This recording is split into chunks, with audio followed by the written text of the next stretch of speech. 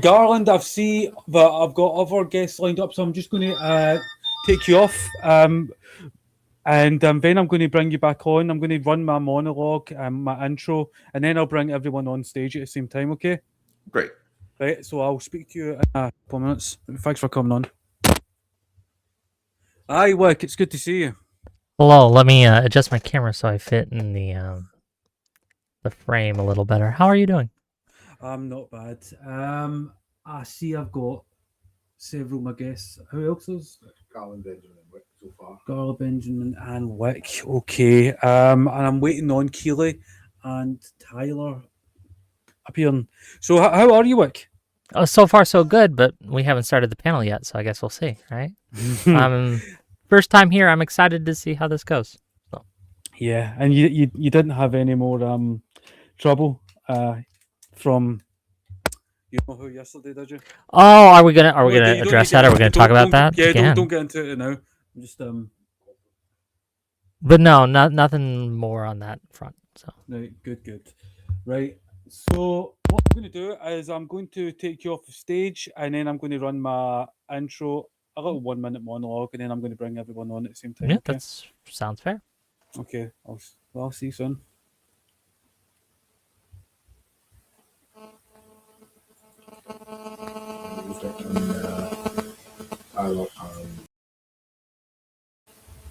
Keely, Paul Holloway.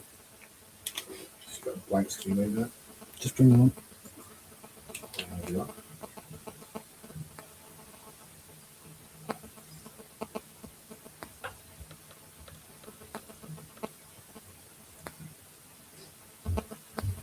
Hello, Keely. Can you hear me?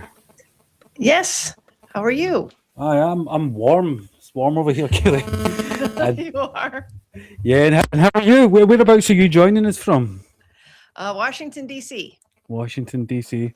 Well, it's good to have you on. And Yeah. so Thank you for having me. What I'm going to do is I'm just going to take you off of stage, and then Okay. I'm going to run my intro and do a little 1 minute monologue and bring everyone on at the same time. Okay. Sounds good. Right. Thanks. Okay. Well, thanks for coming on. Is Tyler there getting up?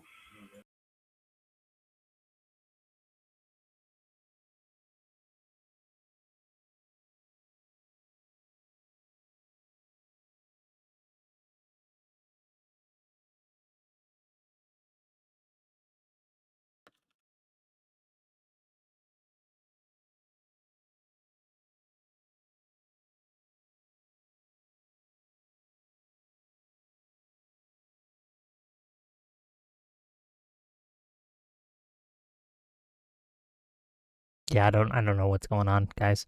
But thanks for coming. Come on in. I am here. I'm just not running this show.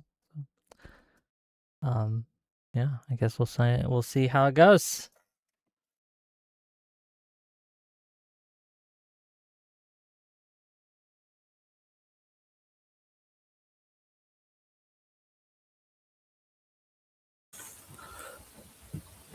Just need to begin without Tyler. When he appears, we will. One guest hasn't appeared yet. I'm just waiting for him to appear. He got back to me in the chats a couple of minutes ago, but I'll just start without him, and when he appears, I'll bring him on. So if you could just hit the live and then do the intro, please.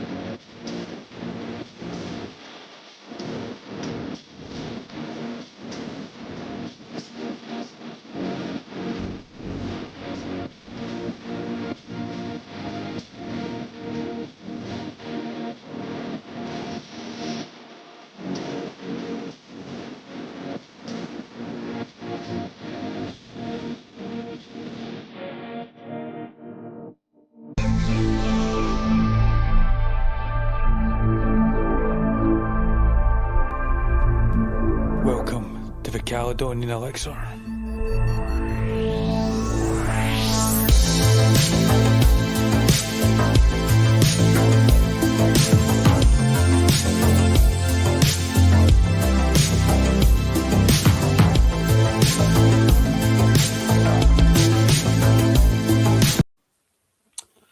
Live from Glasgow, Scotland. Good morning, good evening, wherever you are. Welcome to the Caledonian Elixir. And I'm Vincent Lawler, and we are live on YouTube, Rumble, X, and Twitch, I believe, too. And don't forget to share, like, and subscribe. It helps the show in the algorithm, and I do appreciate it. So today, we've got an excellent panel that I'll bring on in a moment. But first, what inspired me to do this panel discussion, debate, put it together, was the news over in Britain of a deal to build factories that will produce drones to be shipped to Ukraine for use against Russia. And it hit me that this war has now been going on longer than the Second World War. In fact, it's the largest and longest war in Europe since World War II. And it's reshaped global alliances, reduced entire cities to rubble, left millions dead and displaced. And nation states such as Britain are, well, we're becoming more involved. And I don't know if that's the right thing Britain should be doing. I don't know if it's the right thing the West should be doing. So to discuss this and more is my panel. So joining us for the first time is Kelly Vallejos.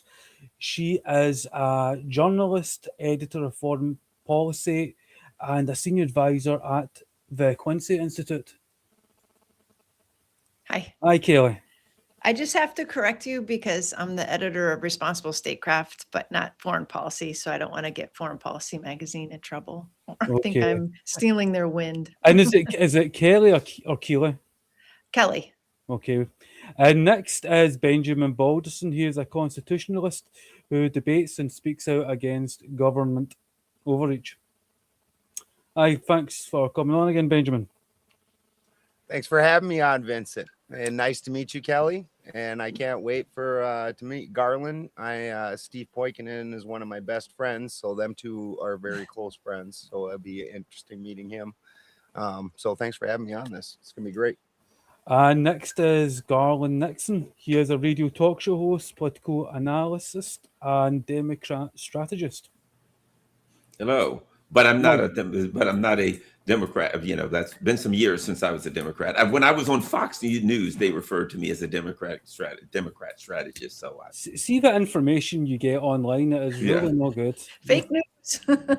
I'm independent now. I've left however many parties we have. I usually think it's one. It's Tyler Nixon. Good for you. And next is Wick. He is a streamer and a YouTube debater. Hello. Nice to see Hi. you guys. Good to have you on, Wick. And we are also waiting on another guest, Tyler Nixon. He is an attorney, writer, and radio host. So I'm hoping that he'll appear soon. So as I've got several panelists new to the show, I'm going to explain how we proceed. I'm going to ask each of you the main prompt question, and then we'll just open it up to a more informal discussion, debate, and we can just engage with each other. Keely, as you're a lady, I'm going to ask you first. Right?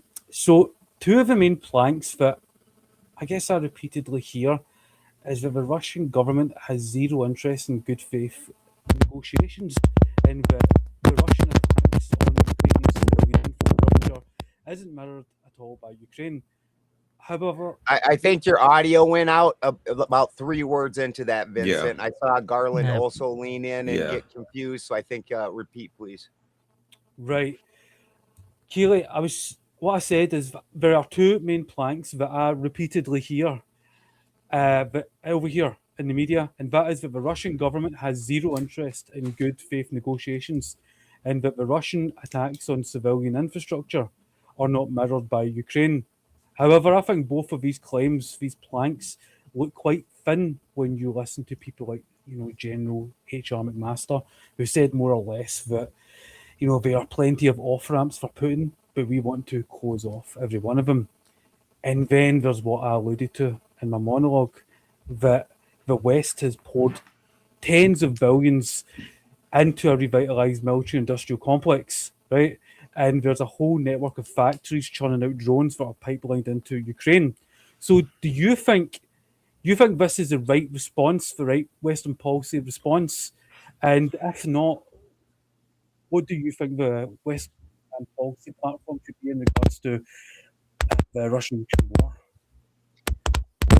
Your audio is definitely going in and out, but I got the question. And is my audio sounding okay to everybody? Your audio's Your audio is absolutely good. It's Okay, solid. great. I mean, I think the Western approach is the same approach that I and the others at the Quincy Institute have been advocating for since the very beginning, and that is doing everything we can to get both sides to the negotiating table. I think it is unproductive for Western leaders and the media to say that Russia has zero interest in coming to a deal. Just like I see it's unproductive when the Russian leadership goes to behind cameras and says the same thing about Zelensky and Ukraine. I think both sides have a growing interest to end this war. Why? Because we see that Ukraine has bled population. It's running out of soldiers that it can throw into this war to the point where it's picking up guys and throwing them into vans and getting chased down the street by wives and daughters and children because they don't want to see their fathers go. We, meaning the West, is pretty much supporting Ukraine's economy. And if we pull out and Europe can no longer support their economy, they are going to collapse. Now, Russia is also being hurt economically by this war, but they're bigger and they have more factories and they have more people, and they could engage in this war of attrition longer. But they also have an interest in seeing this end because they don't want to bleed their own economy. So I don't appreciate McMaster or any of these other hawks who believe that if we just throw more weapons into this war, that somehow there will be victory right around the corner. That's the same thing they said about the Iraq war and the Afghanistan war that went 20 years. Let's listen to some real voices here. Let's listen to voices that advocate for diplomacy because this thing isn't going to be won on the battlefield. It will go on, and maybe we'll be a frozen peace like Korea, and people talk about that. But if we really have an interest in seeing peace in Europe, and also an interest of the United States not having to lead security in Europe for time to come, we need to find ways to end this war. And it's not going to happen by throwing more drones and more long-range missiles into the situation. Benjamin.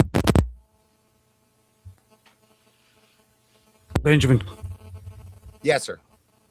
Yeah, do you think this is the correct policy platform of Western governments?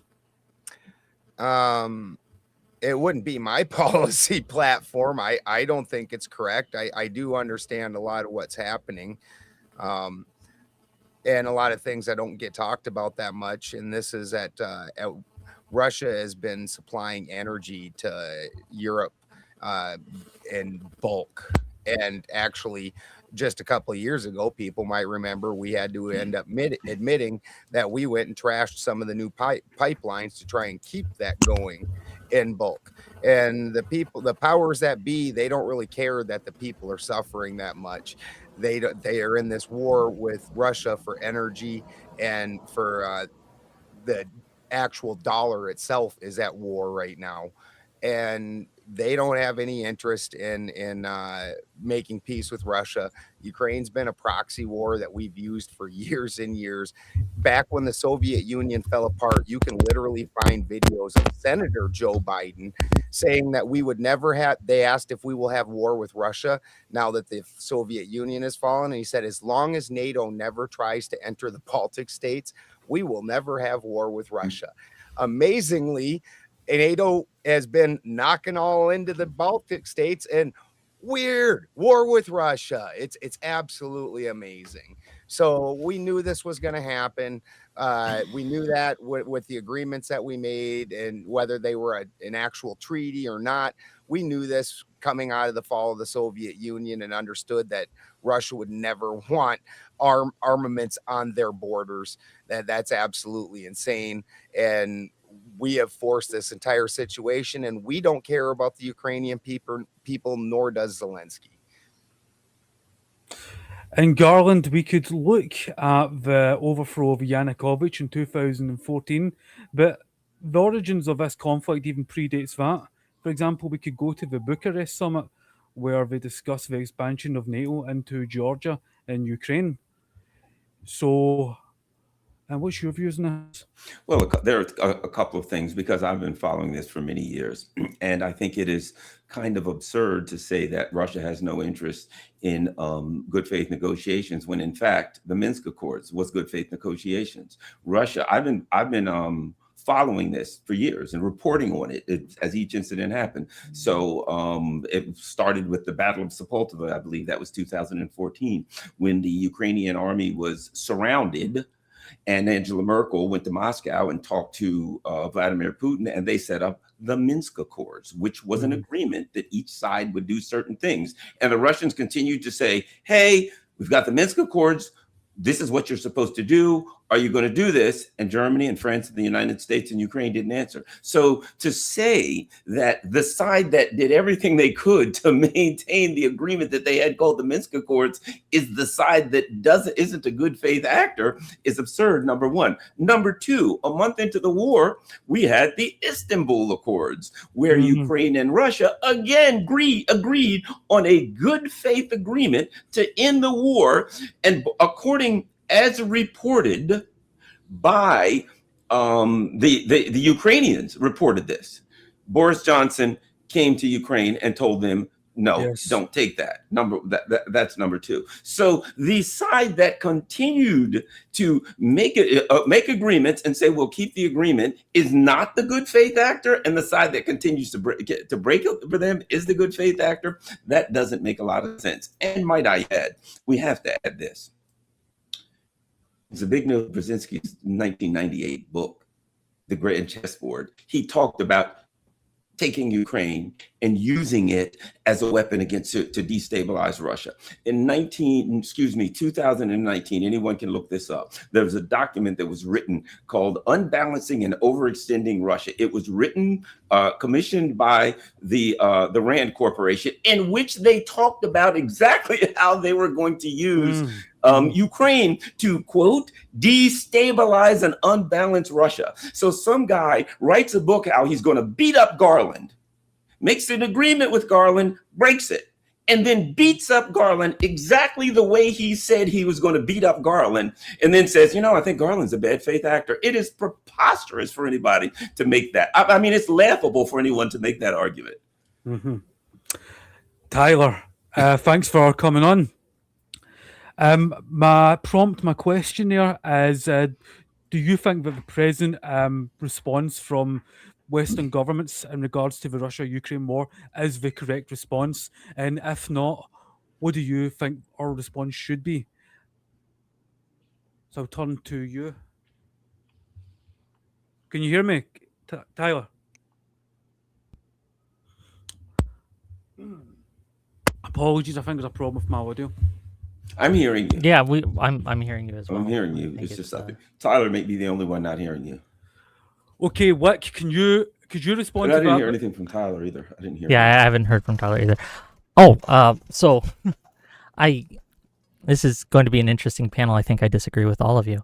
I do not see Putin as being someone willing to give up his imperial ambitions in that region, and it extends beyond Ukraine. Ukraine, I would argue, is just a stepping stone. And we know this because he has said this on multiple occasions, right? He has claimed that he wants to restore like greater Russia And he's talked about like where that is and how it extends into places like Poland and the Baltics.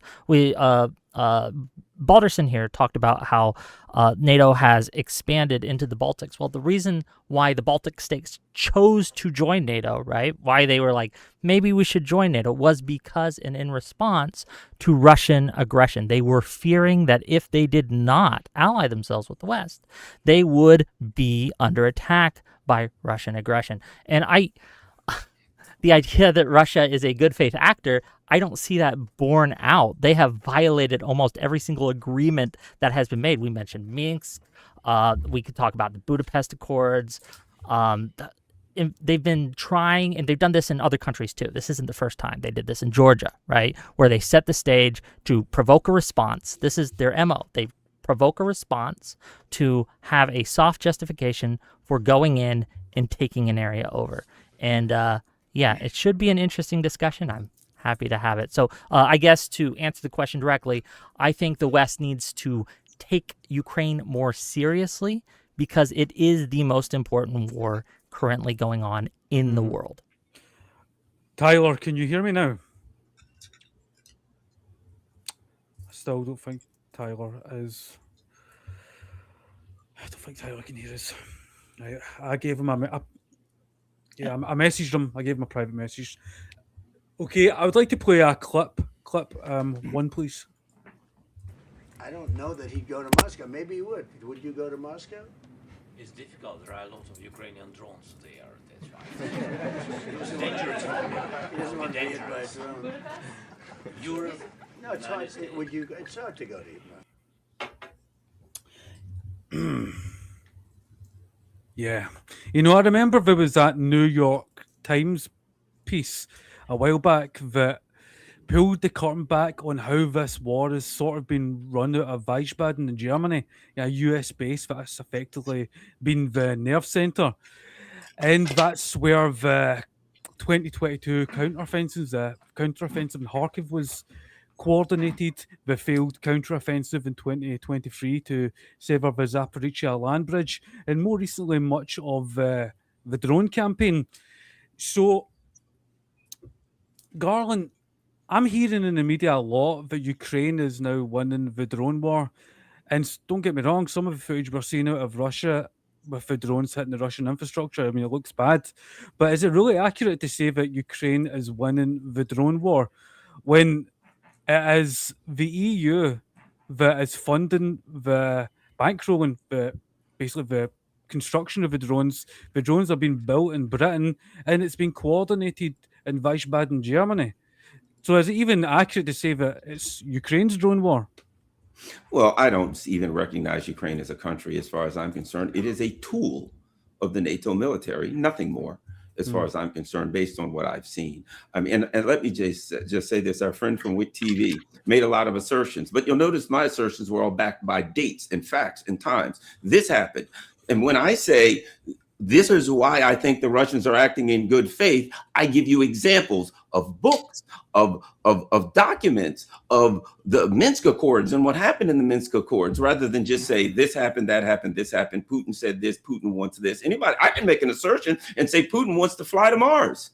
It sounds great. It sounds good. And I think he's mistrustful. But to make blanket assertions without backup and data, that's the problem that we're having in the West. It's all based on narratives. Now, the discussion of the drone war from the media that told us that Russia was running out of missiles in 3 months, the media that told us that the Russians were fighting with shovels, that Russians were taking, literally, they said they were taking the chips out of washing machines and using them in hypersonic missiles as though we're supposed to be stupid enough to think that the chip in a washing machine will run a hypersonic missile. You know what I mean? So whenever I hear the media with one of these tropes about Russia's running out of missiles or Ukraine's advancing, blah, blah, blah, I kind of do a lot of research myself, but I'd say like this, here's the issue of war. I have a book behind me, von Clausewitz, on war. I would recommend that people do things like buy some books and start reading them and understand the Russian way of war. In the end, the only thing that matters is who won and who lost. True. If we go 12 rounds and you win the second round and you get knocked out in the fifth round, you're still lost. And that's the way the Russians fight. And that's what's happening to Ukraine. Ukraine is getting taken apart, and their military on the line is getting obliterated. Yeah, are they going to throw some drones in this day and age with the technology of drones? Can you throw some drones into another country and blow up a few, oil storage facilities? Sure, that is doable. And with a country the size of Russia, there's no way to stop those things. And you get a lot of smoke, and it looks good. But every day I wake up, another village that I can't pronounce has been taken by the Russians. And that's all that matters. They took 1,846 villages on the way to planting their flag in Germany in World War II. That's the way they fight. And if you read this crap in the media about, well, they blasted a drone in some region today, that's a victory. You don't understand war. Garland, I must say, but Sure. I recently heard Stanislav Krupinovic say that somewhere along 20% of Russian oil and gas infrastructure has been damaged. That must be having an impact. Well, one thing here's the thing about it. If you ever like self-defense, there's two things. There's throwing a punch and can take a punch. A lot of times the person that can take a punch is going to win the fight. The Russians have shown they can take a punch. They lost 27 million people. I don't think inconveniencing them with gas, particularly when the Russians look up and they see the U.S. on their border. I mean, I'll put it to you like this. If the United States woke up and the Russians were building bases in Mexico and flying drones made in Russia and China into Houston, blowing it up, let me tell you something, the U.S. would fight a long time to stop that. And so I think these things sound fantastical and they sound, oh, there was smoke and we get pictures. In the end, the Russians are going to fight to the end. And unfortunately for Ukraine, there's not going to be a whole lot left of Ukraine, if anything, with this. Boy, with friends Can I respond like to some of this? Ukrainians don't need any. Anyway, go ahead. One moment. I just want to see. Go ahead. Tyler, can you hear me now? Tyler.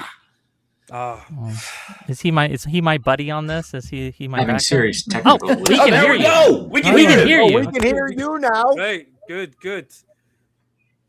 Tyler, can you hear me? He can't hear us. We can't hear But you. we Right. can We're hear him. halfway there. We can hear him. Jeez. Sorry, Keely. Okay, why don't you respond and then I'll move to Keely. Sure, I'm sure the technical issues are frustrating. I understand. I guess like when we say that I'm not backing it up with dates, I can give you some dates. So Britain in 2006, who killed Litvinico? Litvinico. Who killed them? It was Putin, right? Kuver abduction in Estonia in 2014. Who was responsible for that? Russia. The ammunition depot explosion in Verbetsy. I can't pronounce these words either, right? In the Czech Republic. Who was responsible for that? Russians, Don't read right? Cyrillic? Like What is wrong with you? Can you not hear me?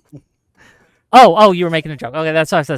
It's hard to hear sometimes, right? But like when we talk about like the amounts of times that Russia has violated, right, the West's sovereignty, right, the West's airspace, the West's land, they sent troops, a unit into Estonia back in 2014. And they seized and they kidnapped an Estonian officer there, right? Held him at gunpoint, transported him to Russia. It was an abduction, and Russia did this, like to act as if like Russia is just this small actor that is never like there's always being provoked. No, they are constantly treating us as enemies. They are doing this over and over again. That's a straw man argument. Our citizens. It's a straw man argument. That's Why is it a not what I straw said. man argument? Because I said that's not what I said. You've changed Yes, it. you said I don't have dates to back up what I'm saying, and I gave you those That's dates. not what I said. You said they didn't keep agreements. Now Sure, it's we could talk about they Sure, kicked I'll over go a dustbin to in Wellingham in 1874. You said they didn't keep agreements. I named the Minsk Accord. Okay, go ahead. Okay, agreements. Minsk Now too. it's every bad February thing they did. 15th, okay, in 2015, again, the ceasefire took effect that day. But that day, the same day, Russia-backed forces were continuing to advance. They didn't even keep it for a single day. They violated the ceasefire of Minsk II immediately. And I'll give you a specific date, February 15th, 2015, a specific treaty, the Minsk II, right? Russia-backed forces did this, and we know this because the OSCE recorded it, documented it, and this is how we know. And that's just one example. But again, also I want to address the idea that Ukraine is losing this war. Quickly, Look, please. I want to turn it to Kelly. If Kelly wants to respond, she can, but I do want to address that one thing. I'm open to another question. Well, just finish your point, Mike. Oh, sure. The idea that we know, look, I don't have a crystal ball. I can't tell you who's going to ultimately win this war. I don't know, right? But we do know that logistics are extremely important, and Ukraine has been hitting Russia's logistic trains so hard that they may not be able to hold Crimea. They are struggling, and I don't think you can undersell that. But anyway, that's enough. I've ranted long enough, and you can respond if you like. Kelly, do you believe that the drone offensive, especially in the last 40 days, the drone offensive into Russia, is having the effect where we could see Crimea taken back by Ukraine, or that we could really actually call it a Ukrainian drone offensive when, as I alluded to earlier, it's basically been coordinated from Wiesbaden, Germany, and the plants are being built and set up in Britain that are producing the drones, pipelining the drones into Ukraine. So have you got anything? Yeah, I mean, I have to agree with Garland on the point that Russia can take a punch. And I don't see, and I am, not the biggest military expert in the House, but I have access to a lot of people who are much more learned than I am on military strategy. And, absolutely, the drones have changed the face of the war. Ukraine has adapted, but so has Russia. Yeah, they're sending Western-backed drones and missiles deeper and deeper into Russia. But as Garland says, Russia can take the punch. And if anything, those incursions, those attacks are only motivating Russia to dig deeper in and lash out at NATO members over whose skies these are going through, and as you said, where they might be emanating from.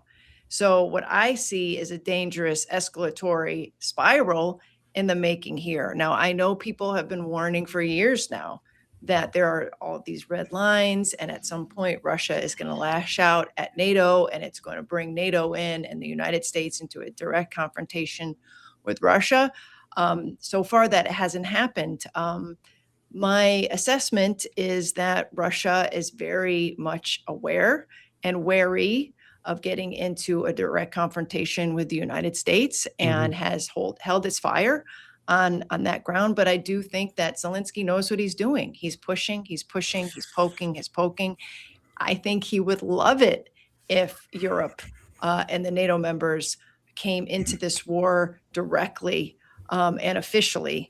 And I think we should all be mindful of that has been his pursuit from the beginning, to get us more involved. I mean, we obviously have been involved to the tune of billions of dollars, but so far we haven't gotten in a direct fighting war with Russia. And I'm afraid that this current, escalatory development, the drone war and the deep incursions, as well as terror attacks. There was a bombing in Moscow over the weekend.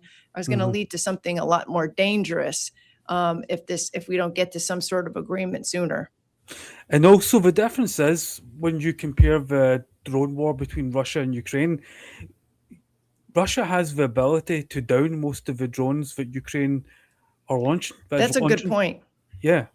I mean what we're ignoring here is that Ukraine has virtually run out of missile defense systems. They are begging for more, and we don't have them to give. There was just a report today that said, or a few days ago, that from Center CSIS had released some new data saying that we've depleted more than 50%, I believe, of our Patriot missiles and our THAAD missile interceptors. That is what Zelensky wants.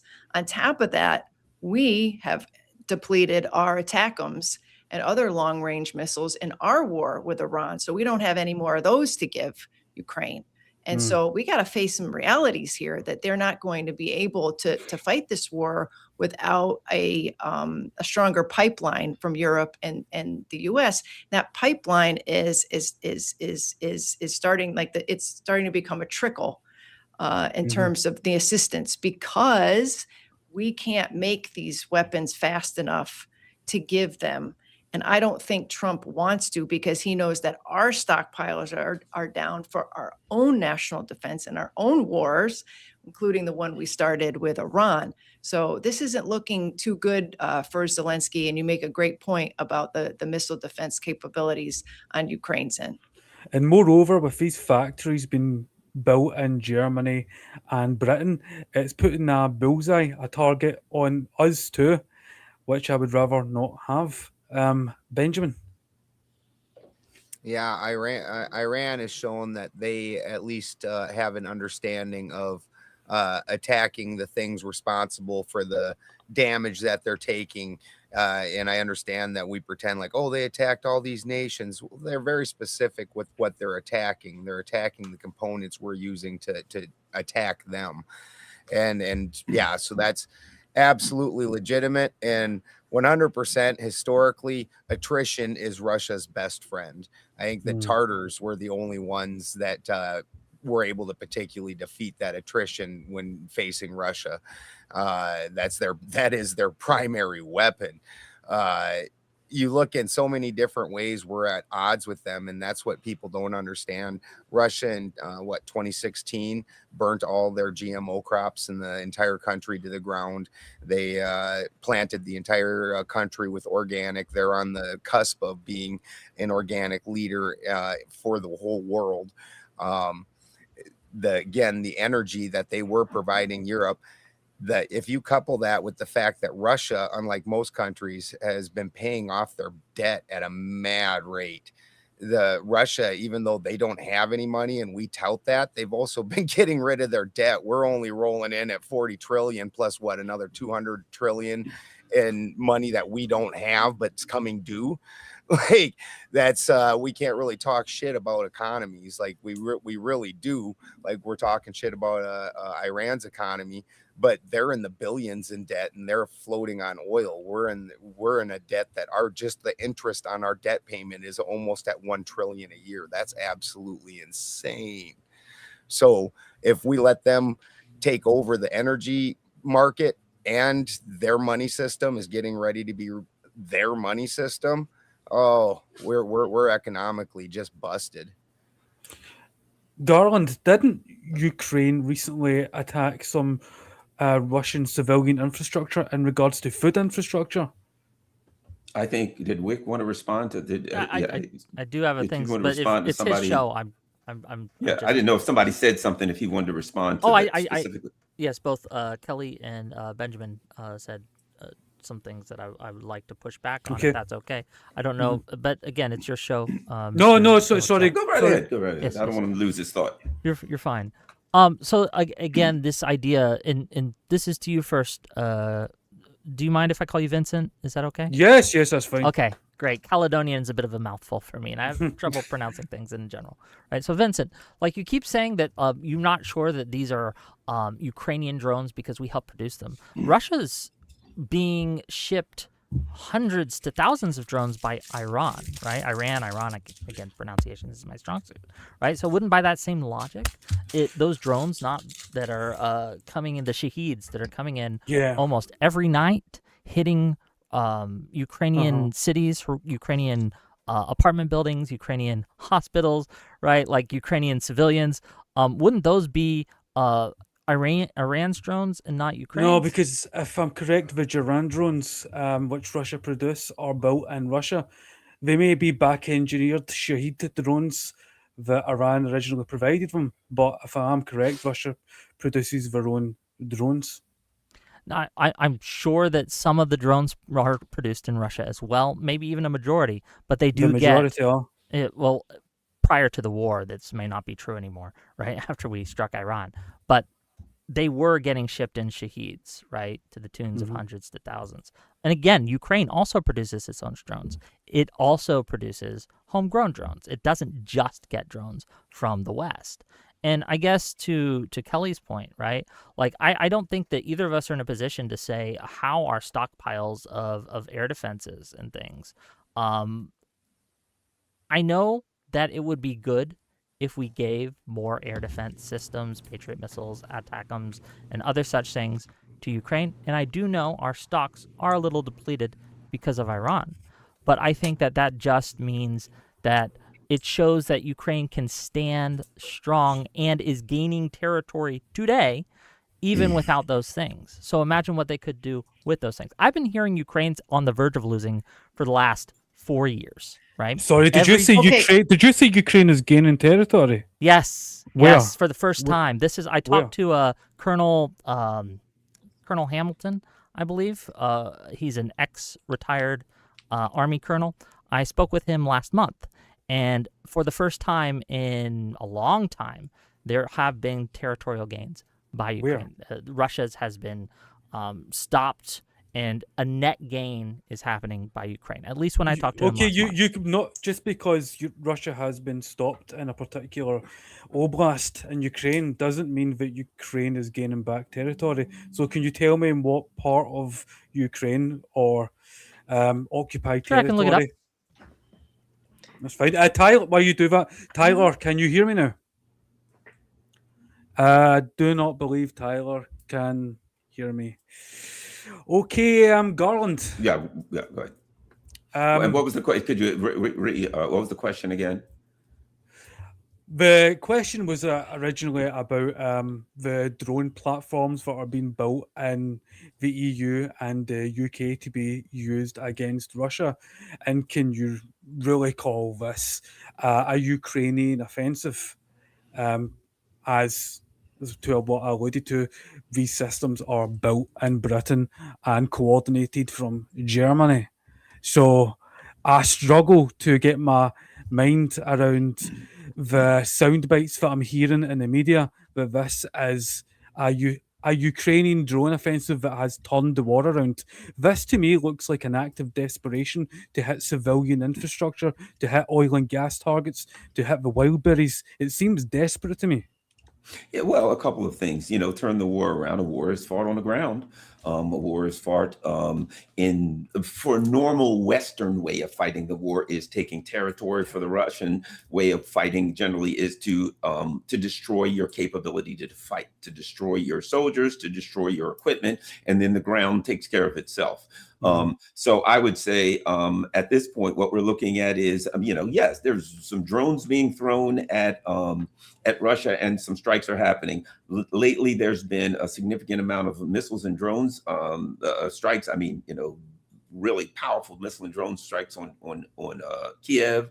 Odessa has been pretty much their ports have been shut down. Ukraine is effectively a landlocked country now that they've lost their access to the sea. So I don't see how a country that has become a rump state now, that has thoroughly lost its access to the sea, can say things are getting better. If you've lost your access, any country that's, that has access to the sea and loses access to the sea is in a very, very bad condition. And I'll say this, we can, over the course of several years, we found out that these drone offensives are being, the drones are being manufactured in the West, that most of the strategies are coming from the West, that in fact that several of the offensive actions were directed from Germany by American generals, right? So I keep going back to this. If you go back to 2014 and say, what happened in Maidan, the government fell 2 weeks before the Ukrainian government fell. Victoria Nuland and Jeffrey Pyatt were talking, and she named the people that were going to be in charge of the country. And then 2 weeks later, shockingly, the country fell. I have to assume that those two things were related, that that wasn't just a very strange coincidence. And then afterwards, Americans started flooding into the country, Literally, we had a woman, I think her name was Valerie Teresko or something like that. Literally, she didn't even have Ukrainian citizenship. She was from like New Jersey. She flies into Ukraine and she takes over all of their money and their entire financial system. I mean, I could go on and on and on. So the government falls mysteriously. The people who were named by the United States suddenly become in charge of the government. And then Americans flood in and run everything. And I'm not supposed to believe that that was the typical US coup that we've seen over and over and again. And they began building immediately for war with Russia. 2019, Alexei Arestovich, former head spokesman for the government of Ukraine, says, we know in order to join NATO, the price is a big war with Russia. Well, bad news for them. It's a price that they can't afford to pay. And I will guarantee you this, there will be no Ukraine when this is over and done with. The other thing is this, and I think this is important to understand, and that is that what the so-called supporters of Ukraine, and I don't want supporters to support me right into the grave, but the so-called supporters of Ukraine don't seem to understand is this.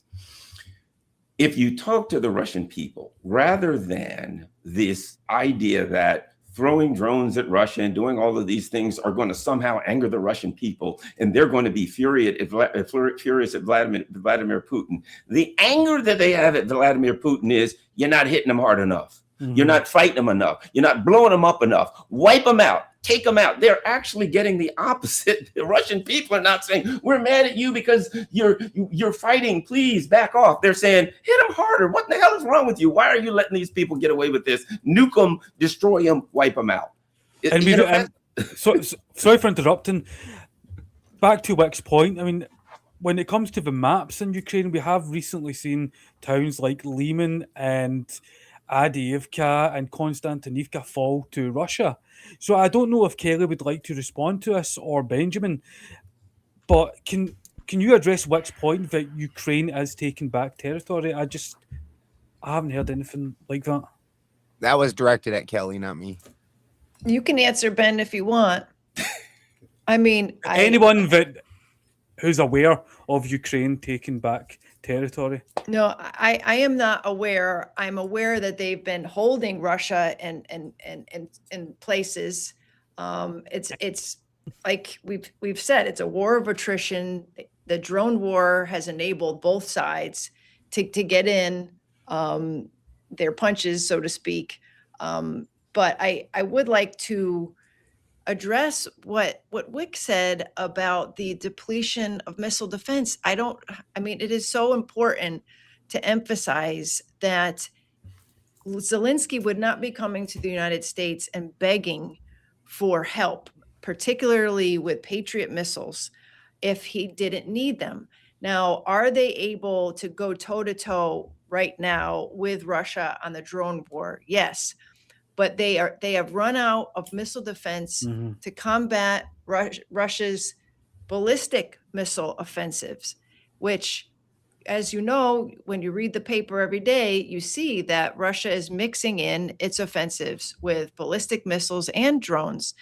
And so we've got to the point where Zelensky is asking the United States, Trump, to give Ukraine licenses so they could make Patriot missiles in Ukraine themselves, which would be a terrible, terrible idea for so many reasons, not the least of which giving Ukraine, which is a notoriously corrupt system, our blueprints, our intelligence for the most prestigious weapon system we have is just like giving them keys to the car and saying, we hope you don't drive off with it. That and the fact that they will never be able to build a Patriot missile inside the country without our assistance, without components coming in from Europe, without components coming in from the world market. And so it's kind of a bridge too far. But the fact that they're asking for that and so much more tells me that, yeah, they do need them. They can't do this alone. And so the more that we promise them things that we can't give them, the longer this war goes on and the more that Ukraine destroys itself, like Garland said. I mean, it's just, it's not hyperbole to say that they are at a breaking point right now, population wise, economy and militarily. And we're just helping it along because we have our own agenda that we're pursuing there. I'm going to attempt this one last time. Tyler, can you hear me? Okay, that was a bad idea. Tyler, I'm sorry, buddy. Tyler must go. Sorry, Tyler. Wick. See you later. So, yeah, I have a lot to say to that. So Yes. I can make you aware of the areas that they have gained territory recently, and once again, even more importantly, perhaps stopped a lot of Russian territory gains. Now, look, that there always going to be this push and pull, this back and forth that's happening, that's been happening across the front. But for the first time in a while, it's been a net territory gain for the Ukraine. I'm gonna butcher these names. In Western Zaporizhzhia, the west of Orkiv, Ukrainian That was troops. good. That was quite good. The pronunciation. It's not gonna carry on. Okay, Ukrainian troops have advanced along the Steperisk Plavny axis towards Kamyansky, Novandrivka. They've been counterattacking there, and again, these aren't large gains, but they are gains, right? They are showing that they can hold their own, and I just frankly disagree with Kelly's assessment of the situation. Now, yes, would it be nice for them to have more air defense? Would it help them? Absolutely. Absolutely, it would. It would be better. They would have less casualties. They would have a better ability to push and a better ability to resist Russian aggression. However, they have been doing this for years, and they've been suffering the ballistic missile strikes, the drone attacks for years. And they have, like, you talk about Russia being able to take a punch. I think Ukraine has demonstrated that they too are able to take a punch. True, but Ukraine does not have the demographic depth to take this That's right. for as long as Russia. I think that you guys are underestimating how drone warfare has changed the game in unmanned assaults, which Ukraine has become expert in, right? That we are learning how to do from, like in the West. We are learning the tactics of the new era of war from the Ukrainians, which has demonstrated a resiliency, right? An expertise that we just haven't been able to replicate. In Iran, for example, we were being under attack by drones, and it was the Ukrainians who came in and helped us to stymie some of those attacks for much, much cheaper than we were doing it with our Patriot missile systems. They're like, well, you're wasting a lot of money here. Here's how we can protect you and help you there. And they've fundamentally helped us lessen casualties on our side in the Iran conflict. Now, that said, right, like, again, I don't have a crystal ball. I can't tell you who's going to win in the end. I'm not going to pontificate on I am an expert military general that can see all things in the future. But when we talk about Russia being able to withstand casualties, look what happened at Afghanistan, right? Afghanistan won. They drove out the Russian Empire, right? And they had similar, right, a dichotomy. Like Russia was an empire, the USSR. They had so many more industrial capacity, so much more manpower, and yet Afghanistan was able to resist and stop them. I think Ukraine has every ability to do that as well, and they have demonstrated that they will. And I think it's important to, and I'll let you go in a second, I think it's important to support them because, once again, I don't think Putin will stop. He must be stopped. And Ukraine is the place to do it. It's the domino, right? We talk about domino theory, right? It's the domino. If Ukraine falls... I remember that from Vietnam. Yes, but it wasn't incorrect, right? It wasn't entirely incorrect. And I'll tell you why. Putin has said that, what do you think when he wins in Ukraine? He's going to consolidate his forces. He's going to basically use the gains that he's gotten in Ukraine to replenish his losses. And then I guarantee you, he's going to test Article 5. He's going to test our resiliency, and he's banking on, and he's been, again, using PSYOPs in America to make sure that when Article 5 is called, that America sits out. And whether they will or not is an open question. The largest country in the world, the one thing they need is more country. They need more resources. They need More to, resources? Yes. Russia, who has Right. more Hold on, like you think oil Russia- and gas, and they got why a do you think gas they're field going- the size of Europe that they haven't even touched. The idea that that Russia needs more space or that they need more resources. I'll just leave it at that. Never mind. I mean, if that's your position, I mean, hey, well, sure. If we talk about using like, I can't push back on that. Is the Democrat version of the Iran boogeyman that we've also had to listen to for 30 years. And all it is the propaganda wing of the government trying to convince the people to get into war. And the Democrats Do you guys are think like, Russia's this one's winning? our favorite. And the Republicans are like, this one's our favorite. Okay. And the people are like, we ain't got no more. I can't push fucking back on money. that None either, of I It's guess. our business. Could I jump in just for one Yes, second, yes, Vincent? You know, you make a good point that Ukraine might have the heart and spirit to dig in to resist Russia, but the point is they don't have the money and the resources to do it without us. We were able to engage in a war against the Taliban for 20 years, and we still lost that war. we did. But it went on because we were making money. We were printing money just to keep that war going. And it was a massive sinkhole. Ukraine doesn't have that luxury. If we pull out or the Europeans pull out, they can't sit there in a war for 20 years against Russia. They will fall. So it's not apples to apples. And I don't know if you, Wick, are willing as an American taxpayer to pay for that war for another 20 years. We got a lot of problems at home. And I think Americans aren't going to put up with billions and billions of dollars. And we've already stopped giving them When do you think billions the and last billions. time And we've given weapons to Ukraine? they've been getting them all through this Trump America, administration specifically, because the they US. had been, what's that? From the U.S. specifically, when do you think the last time we sent anything to Ukraine, weapons-wise? It was in this administration because they had Yes. already been promised Yes. by under the Biden administration. So they've was- been it was they've been last year. going.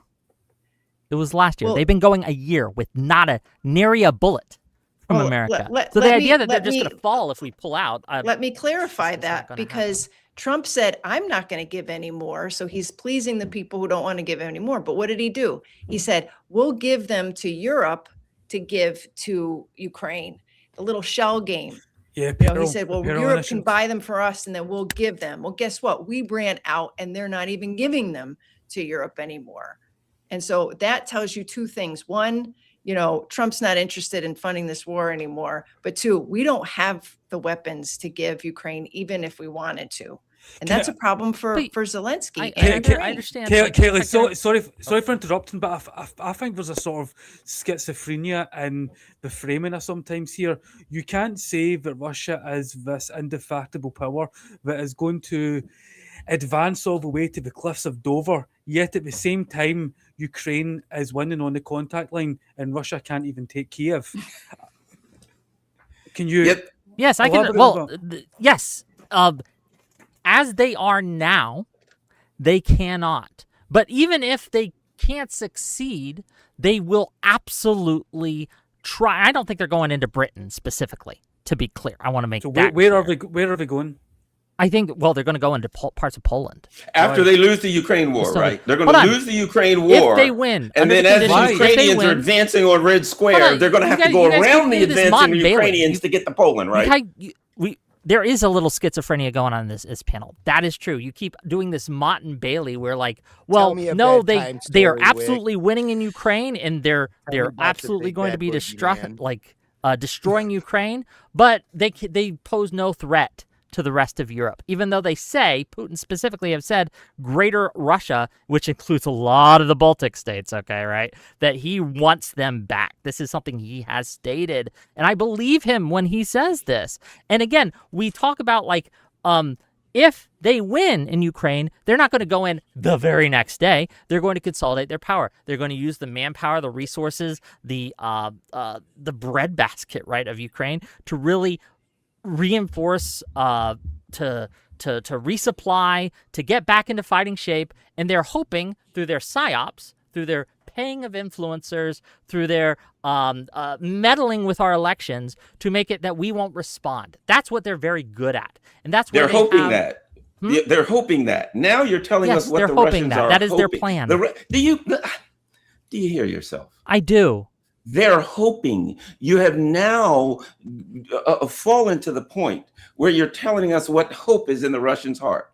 Gee, I mean, it's like, you know how I know Garland this? hopes this. That sounds absurd. Well, do you know how I know this? Is because this is what they've said. This is their plan. Putin has said, this is what I want to do. No, I don't You know. keep He saying hasn't that, said but I that. never heard it. You're the only Yeah, one on this he panel hasn't that's said ever that.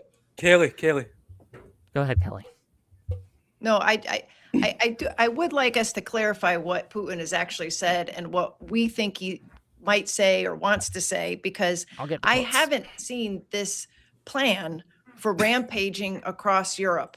I just haven't. I've seen a plan to bring Ukraine back into the bosom of Russia. This has been disputed for decades, since World War II, but I have not seen this plot to take I'll get you the over quotes. the rest of Europe and its former Soviet satellites. I have heard Kaja Kallas say that they wanted to break Russia into pieces. Okay, so I have heard it from the other side say Kaja Kallas literally said they want to take Russia into pieces and divide it up. The Russians didn't say they want to take. In fact, you know what the Russians said? Why would we want them? They literally said, why would we want the rest of Europe? What is there that we want? The Russians, in my opinion, are just sick and tired of Europe. They're tired of it. They're tired of signing Minsk Accords that don't get dealt with. Just prior to the war, in December of 2021, the Russians sent a document to NATO and to the United States. And the document said, we want a new security infrastructure with Europe. And it said, these are the following issues that we want to talk about. And if this doesn't happen, there will be military/technical response. So the Russians are so terrible and evil that they literally, before they went to war, sent a document saying, we need to talk about this or there could be war. The response on video from NATO was, the Russians don't get a say. The response from Tony Blinken was, this is not even a starting point, verbatim. So the people who said, look, if we need to talk about this stuff, we need to negotiate, or hey, there's going to be a technical response. Might I add, and most people here are familiar with the infamous Niet mean Niet cable. That would be William Burns when he was the ambassador to Russia. And he came back and sent a cable and said the following, and I'm paraphrasing. He said, look, I can't find anybody, the most liberal, Western-loving person in Russia. I can't find a single person that is not ready to go to war if we go into Ukraine. That if the U.S. or the West or NATO tries to expand into Ukraine, that's going to be a war. Angela Merkel said that if the U.S. when the U.S. said we're going to bring Georgia and Ukraine into NATO, and Angela Merkel said the Russians will consider that a declaration of war.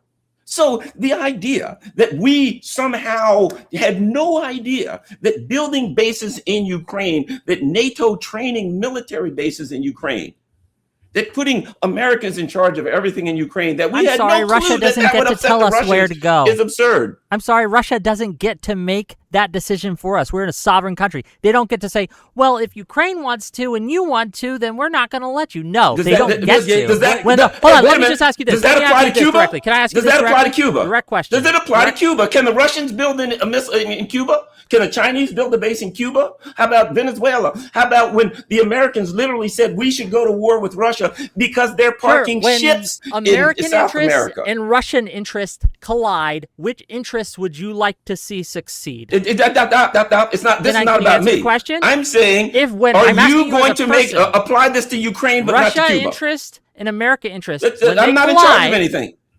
When they collide, whose do you want to see succeed? The world's. And the world shouldn't be new. I would like to see America's interest. Well, I want the world, the entire world. The world doesn't need to be Here's the trick. Here's And the if we're trick. When America's interest succeeds, the world's interest succeeds because America has been a positive force in the world ever since World War II. I would say that there are consequences to actions. So when the CIA gets involved and puts bases in the Donbass, and when America and Europe is funneling arms and into Ukraine, and participating in the overthrow of former presidents of Ukraine like Yanukovych. There are consequences to that, such as Russia moving in and taking Crimea. If it wasn't for the fall and the overthrow of Yanukovych, right, Russia probably wouldn't have taken the Crimea. No right? question. So there are consequences to this. So you can say, yes, Russia doesn't get to say that we put CIA bases in Ukraine. No, they don't. But there are consequences to it. And these That are the works both consequences. ways. That works both ways. Yes. When Russia acts like when Russia pushes and tests us and constantly makes ultimatums, right? There are consequences to that too.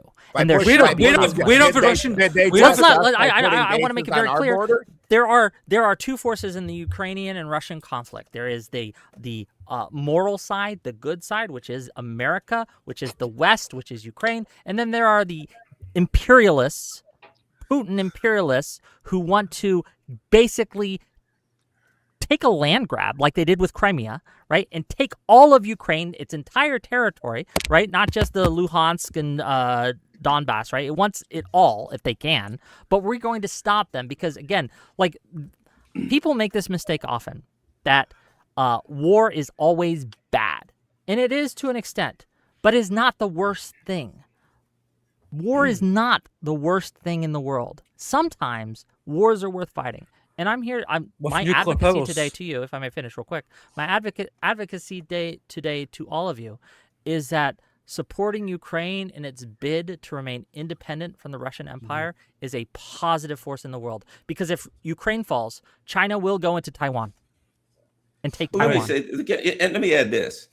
When you talk about this issue of good and bad, let me give you an example of court of let's just say a person who's arrested for a crime who may have committed the crime, right? But the police don't Mirandize him. The police beat a confession out of him. The police violate his rights. Now, he was a bad guy and he was wrong, but justice says that anything they got out of him can't be introduced as evidence in court, right? So what would you say, Garland? Well, you know what I would say? The Constitution is clear. He may be a bad guy or a good guy. That's not relevant. What's relevant is, do we get justice here? And justice says, you got to let this man go, because you violated his constitutional rights and the Constitution stands, right? Okay. So my point being, the issue is not about good and bad. The issue in the end is not about who's right and wrong or who's good and bad. It's about justice. Yes, and I think the justice means that Ukraine... Sorry, wait, one moment. Tyler. Yes. Right. I hear Tyler. Woo, we got Tyler in. Well, is this going to be a 5v1 now, or is this going to be a 4v2? We'll find out. Go on for the next 30 minutes. Tyler, I don't know if you've been following us so far. I have, yes. Bits and pieces, but the last at least 10 minutes. Okay, if you would like to respond. I may just weigh in. You know, frankly, the way Europe looks today, I wouldn't mind Russia rolling across Europe. I mean, honestly, it's a horror show. It's an immigration nightmare. They're just, I mean, pathetic. And the idea that Ukraine, this criminal regime that we've installed with this, I mean, Zelensky is a joke. It is a complete joke. And the fact that we support this clown, this coke snorting autocratic clown, is a disgrace to our country. You know, I don't, the Russian Empire. What empire? I'm sorry, I don't see it. Well, Ukraine's stopping that empire. The coke snorting clown is kneeling on Putin's neck, and they're going to be painting fucking murals of him in New York City. Okay, this is what's happening now. Ukraine will outlast Putin. Absolutely, and Putin cannot stop. To be clear, Putin cannot stop his war because the minute he does, his economy collapses. So he's locked in. But it's a trap. Tyler, and we are winning. Tyler, I would like to veer us. I'd like to veer us away a little bit from what we're talking about to Trump's response. So when Trump was re-elected, there were many voices on the left that were voicing concerns about how Trump would, he had an alleged fondness with Putin and that he was going to pull the rug out from under Ukraine. You know, and I think he's actually done the opposite. Can I invite him, buddy, just real quick? He's enabled. I would argue that he's enabled more support for Ukraine. He's still providing intelligence to Ukraine. He's providing weaponry under the Pearl program. And if you look at the effects his comments and his actions have had on the European states. The European states have not only increased their defence budgets, but they've actually increased the amount of aid and funding to Ukraine. So, where do you think the Trump and the Trump administration is on this? Really is on this issue? Well, I think well, first of all, they did more. The first Trump administration did more than Obama's administration did to help Ukraine, as far as arming them up and providing support. But look, I mean, where the Trump administration is stuck with what is the result of, frankly, the Democrat policies over the last, say, 15 to 20 years, and this obsession with Russia hatred. I don't get it. It's funny, when Russia was communist, the Democrats had no problem with them, right? When it was the Soviet Union, they were just, why should we, be at odds with these people? And they throw off the Soviet Union, the communist system, and suddenly the Democrats have been obsessed with villainizing Russia. And, I just don't see it. And as far as the Trump administration's position, I mean, they're stuck with this, and it's American prestige, and it's a sticky wicket, I guess, that I would like to see them. I'd like to see us out of there just as much as Iran. Can I ask you the same question? I think he's going to try to. He's also got the defense establishment against him. The gravity of all the investment, the sunk costs and all this, that would in order towards continuing to support Ukraine's defense, whatever. But I mean, this is, again, as several other, Garland and I believe Kelly have said, and you said actually, this is of our own creation. I mean, Yanukovych, that whole, the whole coup that took place and the installment of this regime have been nothing but a negative for the American, for our foreign policy, our budgets, our credibility. Yes. And it's got to end. I mean, this global imperialism from the United States on behalf of largely either military industrial interests or corporate interests has got to end. And soon. It's going to collapse either way. Okay, Benjamin, where do you think the Trump administration really is on the Russia-Ukraine conflict? Because there is the Peril Initiative. He's still providing intel. There was the Alaska summit that went nowhere. And I don't think he is as fond with Putin as I hear many left-wing voices in the US claim he is. Putin is going to do what's in the interest of Russia. That's just what Putin does. I've never met a Russian, and I dated a Russian girl for a while, and I've never met a Russian that doesn't think he's Jesus. Okay, yeah, no, that explains a lot. But carry on. Well, my ability to assess world politics has nothing to do with where I put my penis, but sure. I mean that's my wife's Danish now, if that makes a huge difference. Also, I don't know. This was a very long time ago. Danish collusion. The interesting thing to me, and the thing that Trump's really coming up against, is he lost as soon as he started going to war. He lost most of his approval. It just took a tanking, because the American people in general, no matter what the two wildly fucking cult-like ends of the political spectrum want to believe, the entire middle, we don't want it. In fact, anti-war candidates, the Democrat Party had to start canning people like Bill McGovern back in the 70s. Because you come out anti-war, the American public is like, yes, that is what we want. We want to quit having all these wars to enrich people, because it doesn't enrich the American public. It doesn't make our life better. We're tired of the boogeymans that we hear from the Democrats and the Republicans. The Democrats, it's like a version of Q for the Republicans. As soon as they start saying, oh, then he's going to march through Poland. Oh, now you know you're in for fucking story time. Bring me my blanket. Tell me about the boogeyman. It's insane making. I remember. Let me just say this real quick. I wish our leaders were as loyal to their people, or to us, as Putin is to the Russian people and to his. Putin has gotten millions of his people killed. Wait a moment, look, Kelly. I would like our leaders to be as loyal to us as Americans as they are to Ukraine and Ukrainians and Europeans, because they don't seem to give two shits about us. Mm-hmm. I think just to steer the conversation and a little bit back towards what could be done, I do think that if Europe was less dependent on the United States for its security, we could extricate ourselves from this and feel like, I take what Wick is saying. No one wants to see an aggressive hegemon in Europe, nor did they want to see an aggressive hegemon, hint, hint, in the Middle East. I say we get out of the Middle East. I say we get out of Europe and allow Europe to take hold of its own security. Kaylee, I would like to tomorrow. Kaylee, No, sorry for why? interrupting. Because they become too dependent on us. I would like to push back a little bit there. Okay, I'd like to push back a little bit there. So there are historical blood feuds, as you know, in Europe. And if you look at the number of times that nations in Europe, such as France, the Third Reich, even Britain, has invaded Russia. And I think that the US, as much as it has been a force for instability and conflict elsewhere, it really has stabilized things in Europe in the second half of the 20th century. I agree. And what happened after that? We established NATO, the Transatlantic Alliance, but then we became NATO.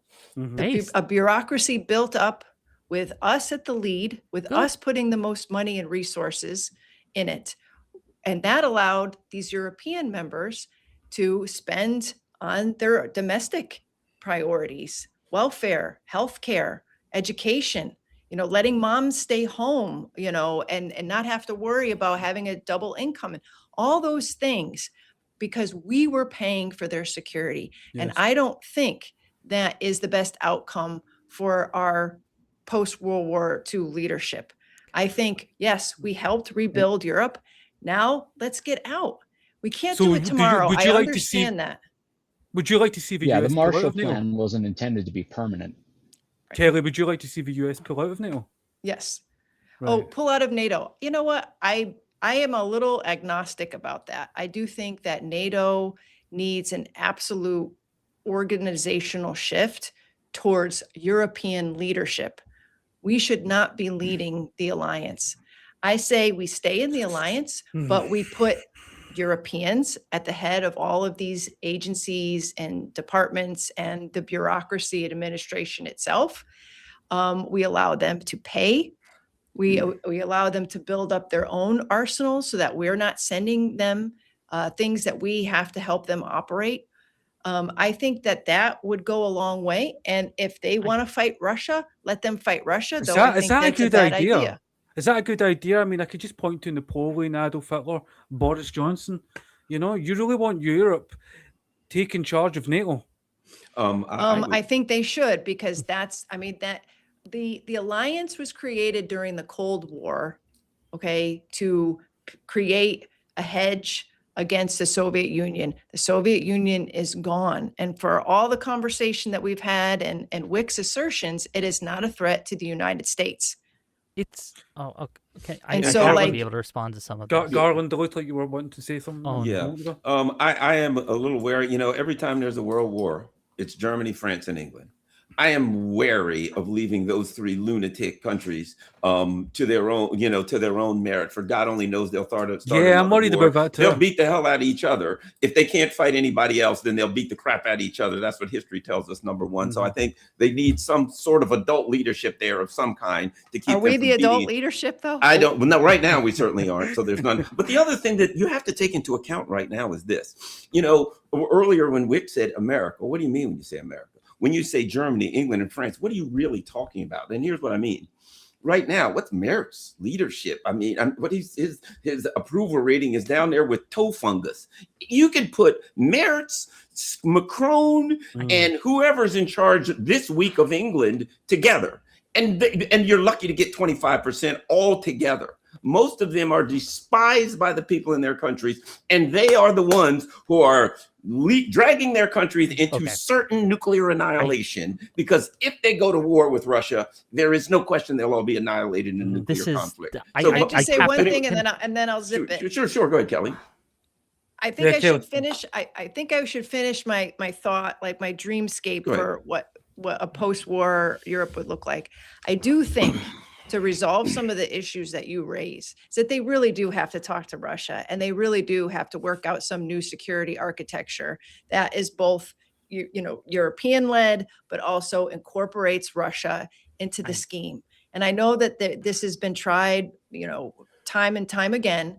And yes, Wick, we often, the United States, warned against such cooperation. And look where that got us in the 80s and the 90s, like after the fall of the Soviet Union. They wanted to be brought into we've tried the Russia reset over and over again. It does not work. It has not worked. Well, it doesn't work because we blew it off. Can I just push back? Yeah, you look stressed out, Wick. So I am. First of all, do you guys mind if Destiny joins? I would like backup. It's a 5 versus 1. I would like someone who's on my side who knows a little bit. Okay, bring him on. I'll bring him on. I'll send him the link. That but is fair. as I say that, like it's taking Tyler's time. Tyler hasn't got to talk. He needs Tyler, please go on. No, I mean it's been excellent comments. I would say, what Europe was, what we rebuilt with the Marshall Plan in the post World War II, is not reflective of what the European Union has become. And it's like, what are we supporting with NATO? Honestly, I mean, it's almost a tyranny in itself that defies what we were trying to liberate Europe from, the way the European Union's been run. So, NATO is an anachronism at this point. And unless Europe wants to become more free and, liberated, truly liberated, instead of under the yoke of this bureaucratic administrative tyranny, then what are we doing? Why are we footing the bill to support this? May I push back on some of this? Yes, please? go ahead. Yes, I'm sorry, I'm being a little aggressive here, but there are many of you. It's like 5-1-1 here at the moment, so I understand.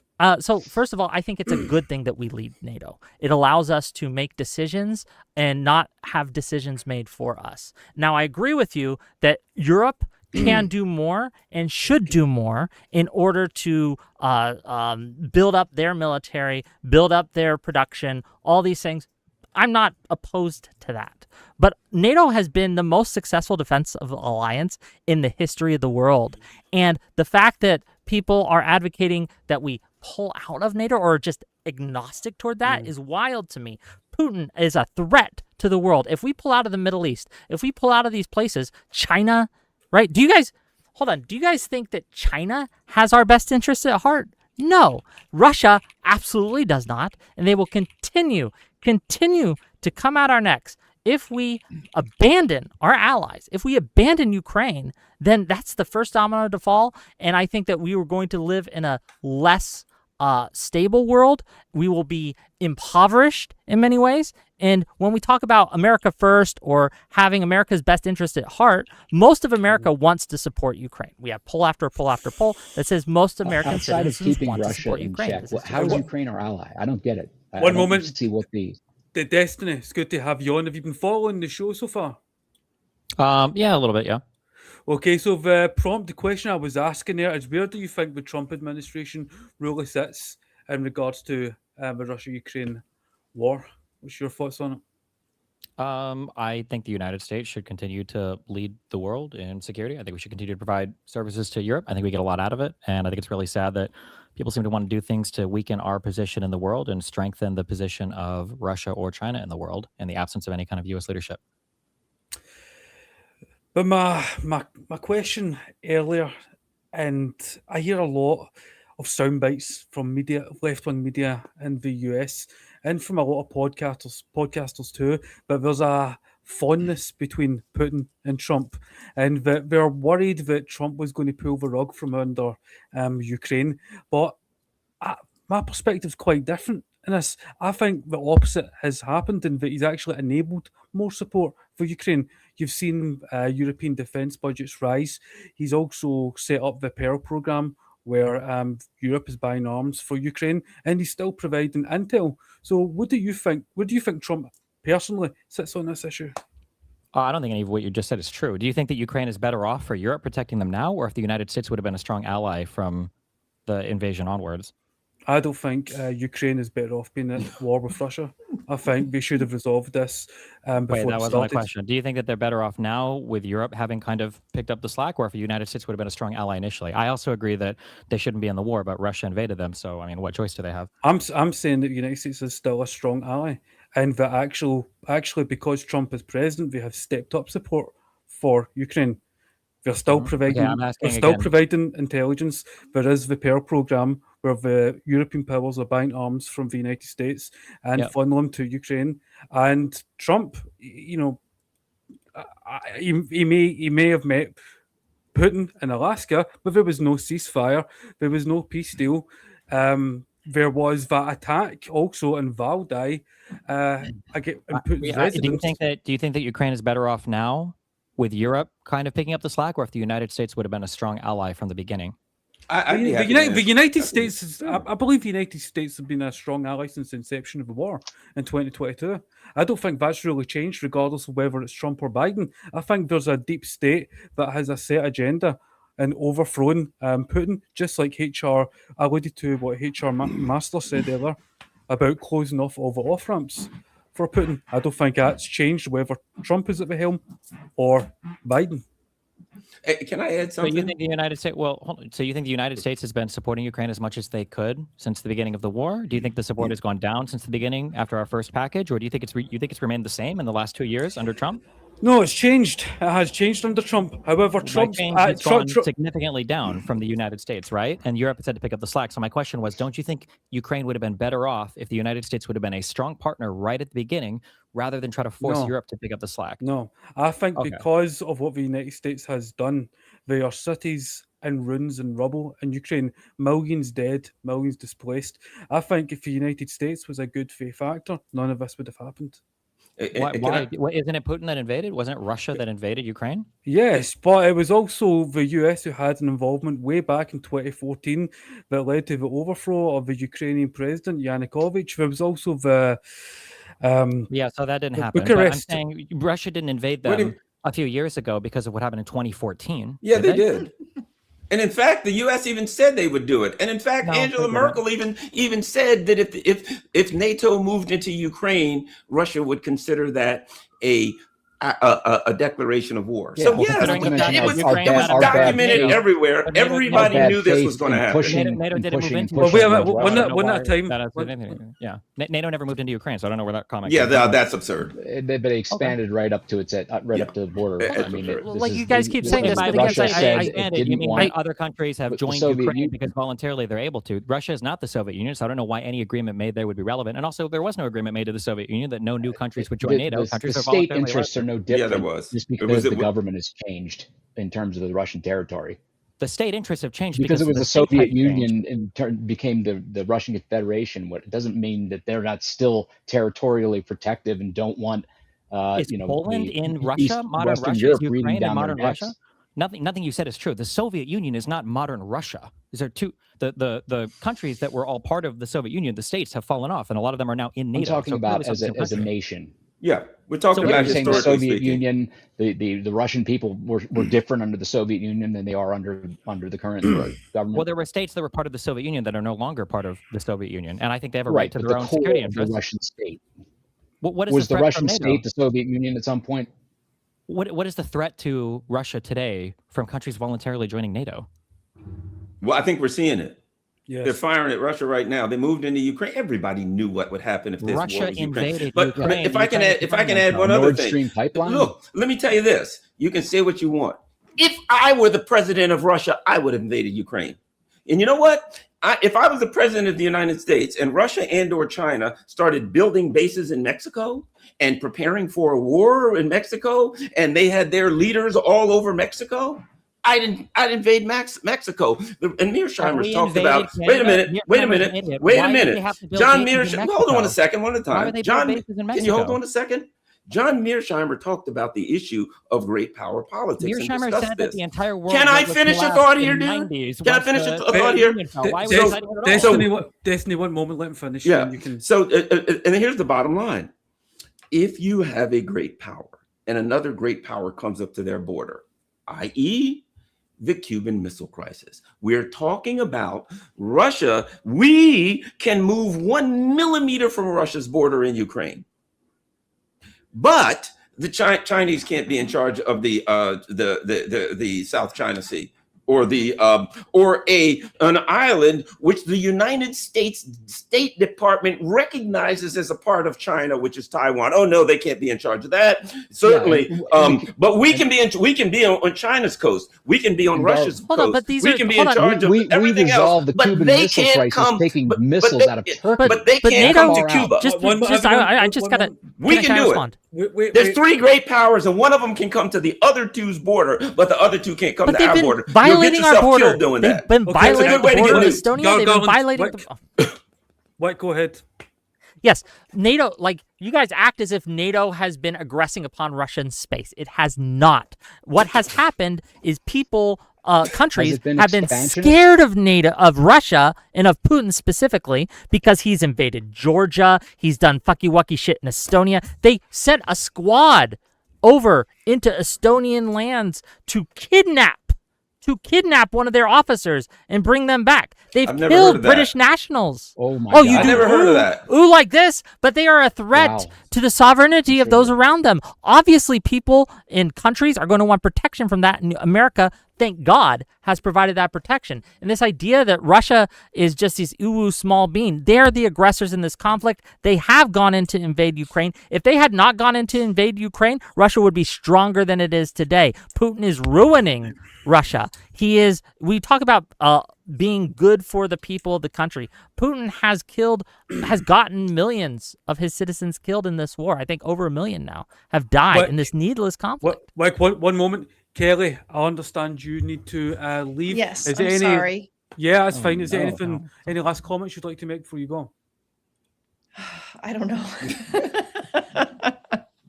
I mean, I honestly, Wick, I totally understand your frustration, and I just want this war to end. And I'm of the mind that I don't believe that plowing more weapons and more money into Ukraine is going to resolve that crisis. I've said time and again that this is not going to be resolved on the battlefield.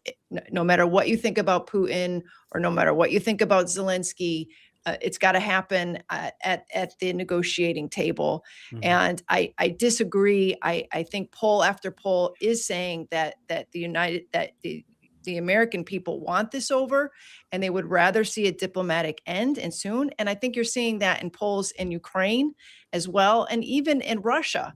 I think people recognize how this is going to end. It's just these powers and these agendas are getting in the way, and it's not helping the Ukrainian people at all.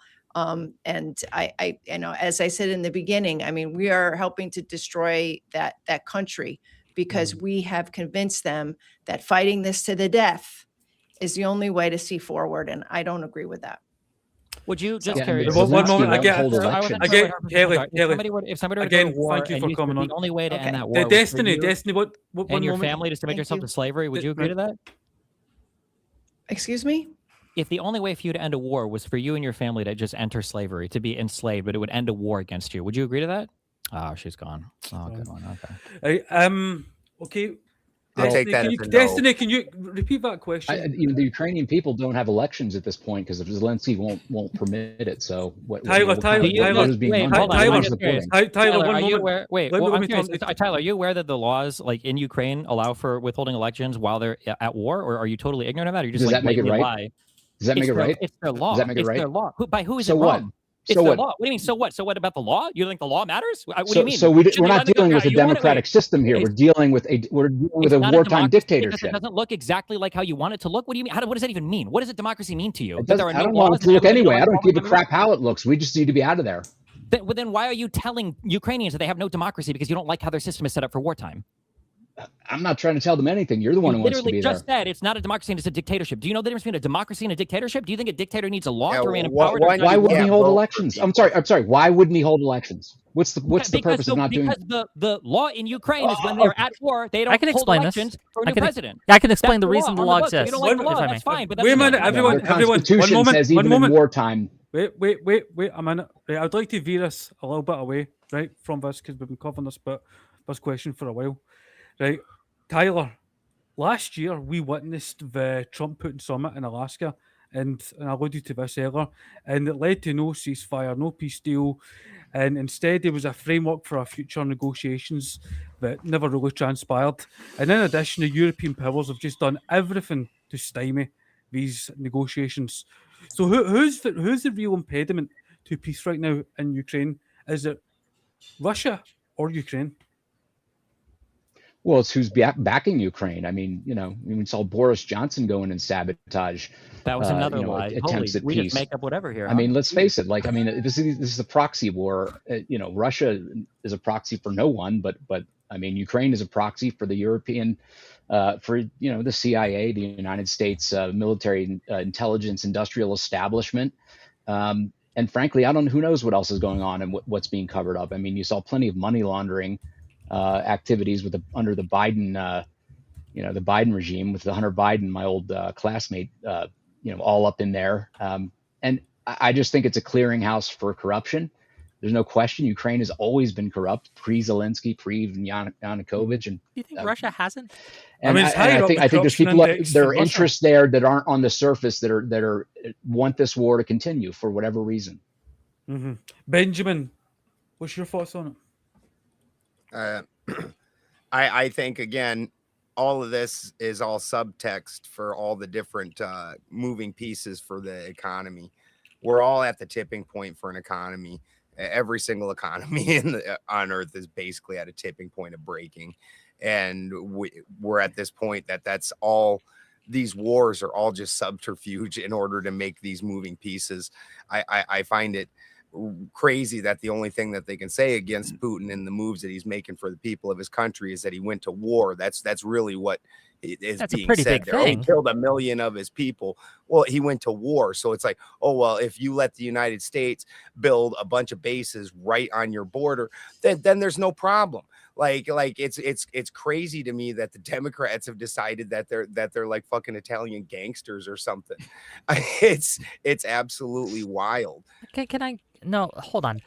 Russia has been pushing the envelope for where they place their missiles and violating the treaties that we have set up for where we can put our missiles, they can put their missiles for years. They've done this for decades at this point, right? Or 2 decades at this point, right? The idea that we are putting NATO hasn't been creeping into the Baltic states for decades. The states join voluntarily. It doesn't creep in. That was something you can even find videos of Biden himself as Senator Biden going, people asking him after the dissolution of the Soviet Union going, will we have war with Russia? Is this going to be a continuing problem? He said, no, specifically, if we do not enter the Baltic states with NATO, we will never have war with Russia. Here we are, fast forward, however many years later, we're bringing in Baltic states and we have war with Russia. They're going to war with us because of the Baltics joining 24 years ago. Nobody saw this coming. How could their tanks be so slow? They're even shittier than we thought 24 years ago. You're lying. Destiny, I would add there are consequences to his actions. I'm not condoning the Russian actions. But after the Booker, you're sweeping. Wait a minute. You're sweeping. Wait a minute. Let me finish. NATO, they have the right to join NATO. Let me finish. Can't take that right from somebody. Let me finish. But after the Bucharest, Russia has the right to defend the border. Benjamin, wait a minute. Russia's borders aren't under attack. After the Bucharest summit in 2008, we saw Russia move into Georgia. Right, so there are consequences to this. When you are talking about the admission of new states into NATO, like Georgia, like Ukraine. Consequences to what? Let the guy finish. No, you're just rattling off live. I'm trying to hear. Answer the question. Do back and forth. Consequences to what? No. He's the guy asking the questions. We want to hear his question. He's doing Russian propaganda. Let him finish. There is no Russian propaganda. He's the guy running this thing. In case I'm forgetting, I want to hear him. I want to hear. Moscow. For God's sake, we can't hear you answer the question. This guy's a lunatic. Destiny, be quiet. Be quiet. This guy's a lunatic. He don't know how to shut up. Right. So I'm giving you my perspective on this. I think I've read your perspective on the internet for 20 years by Russians. Can you cut this guy off? He's not civilized. Destiny, Get rid of him. He's not civilized. Destiny, he's not able to act in a professional manner. For a moment. Cut him out of here. Wait a minute, Destiny, just for a moment, let me finish my point. He can't control himself. I think there are consequences to the admission of new states into NATO. So in 2008, you had the Bucharest Summit where they discussed admitting Georgia and Ukraine into NATO. What followed? The Russian invasion of Georgia. Just like when you had President Yanukovych overthrown, what followed? Russia taking Crimea. So I'm saying we should maybe consider our actions in Ukraine and Georgia and not provoke Russia. I think we should just Russian propaganda. Russia. I think we should just attack Russia. I think that's super easy. If you think we should attack Russia? If you think you have the right to invade countries around you, yeah, you should just get bombed. I think that's a super easy. That's a no-brainer right there. Repeat that. You think we should attack Russia? You think we should attack the largest nuclear superpower on earth? I think that why are they attacking other countries around them?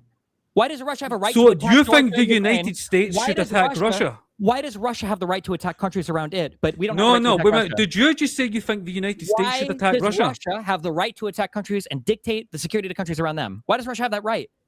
I don't know what this guy's doing here. He's a lunatic. Destiny, this guy's a lunatic. Where does the right come from? He's asking. I would like an answer to this question. He's not going to answer the question. Was in a hot war with Russia. The same talking points for the past 3 years is the same. They always repeat the same shit.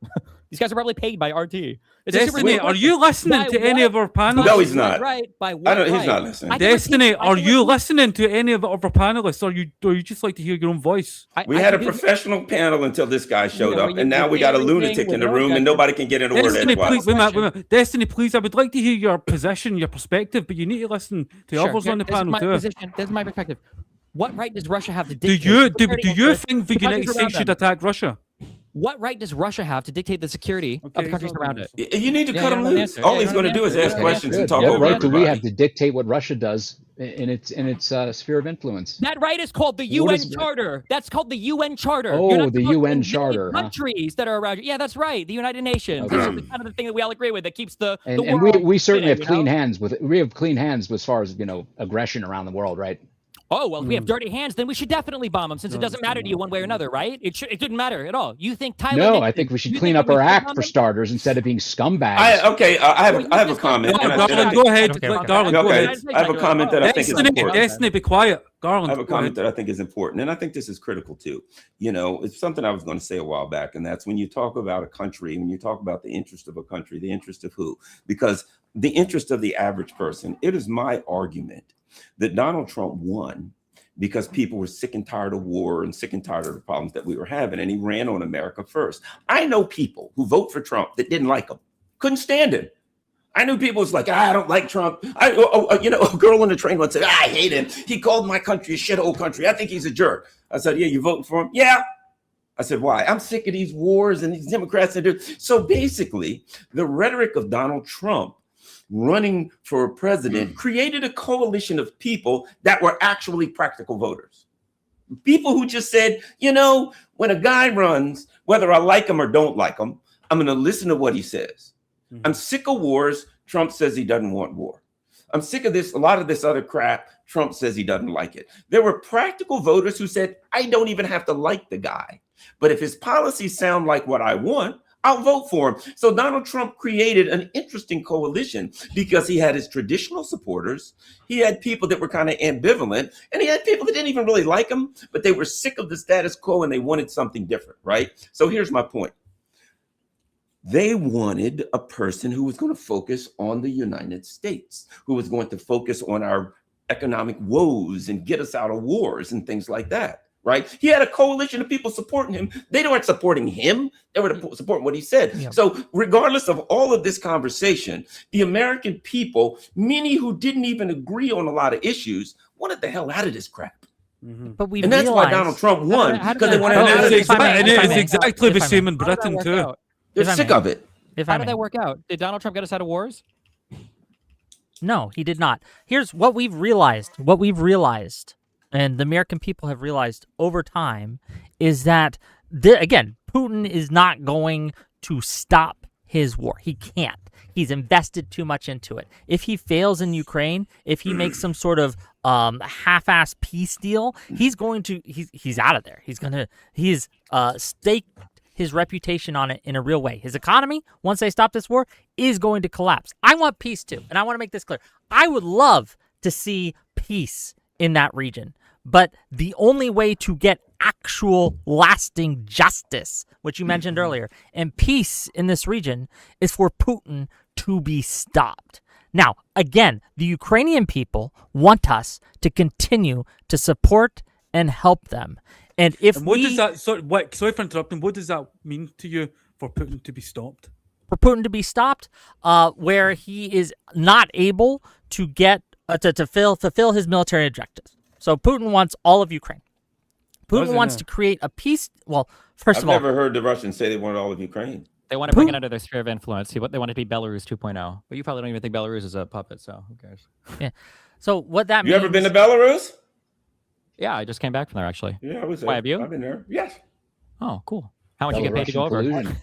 I love to hear your itinerary, but Destiny, I want to turn to something you said earlier. You said, or you implied that you would like to see the United States attack Russia. Do you? I would like to see the United States defend Ukraine. That's what I would like to see. Yeah, but you implied that you would like to see Russia attacked. Oh, no, he didn't imply. Would you like to see the United States attack Russia? I would like to see the United States defend Ukraine. You can just say yes or no. Can I ask you, Vincent, can I ask you, if we could show you that we could stop the wars by attacking Russia, would you be for it? I'm not in favor of they want Ukraine to lose. You know that, right? I know it, but I'm trying to ask you. I'll ask this. Hold on, Tyler. This is to you, Tyler. Tyler, if I may, I'm going to ask the same question I asked. Wait a minute. I want to respond to that, Wick. Wait a minute. Well, can I get this out? I've been very good. I've been very good. So I don't think it's a good idea for nuclear superpowers to be in a hot war with each other. So no, I don't want to attack Russia. Even if it would and I don't want Russia to attack other countries either. Even if it would mean an end to the war. But I want to ask Tyler this, because I asked... it would mean an end to the war, all right. Yeah. It would mean an end to the war. Yeah, that's the problem. It would end all war, in fact. So this idea that Putin is going to escalate to nuclear arms has been said over and over and over again for the last 4 years. It has not done that, right? I think it's a bluff, and I'm calling his bluff. Don't worry about it. Right, but here's the thing. Tyler, I'm going to ask the same question I did to Garland to you.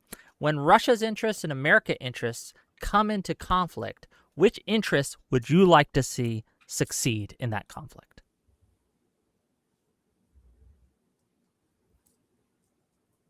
Well, I mean, I disagree with the premise of the question. I mean, I don't think that, we're seeing interest directly.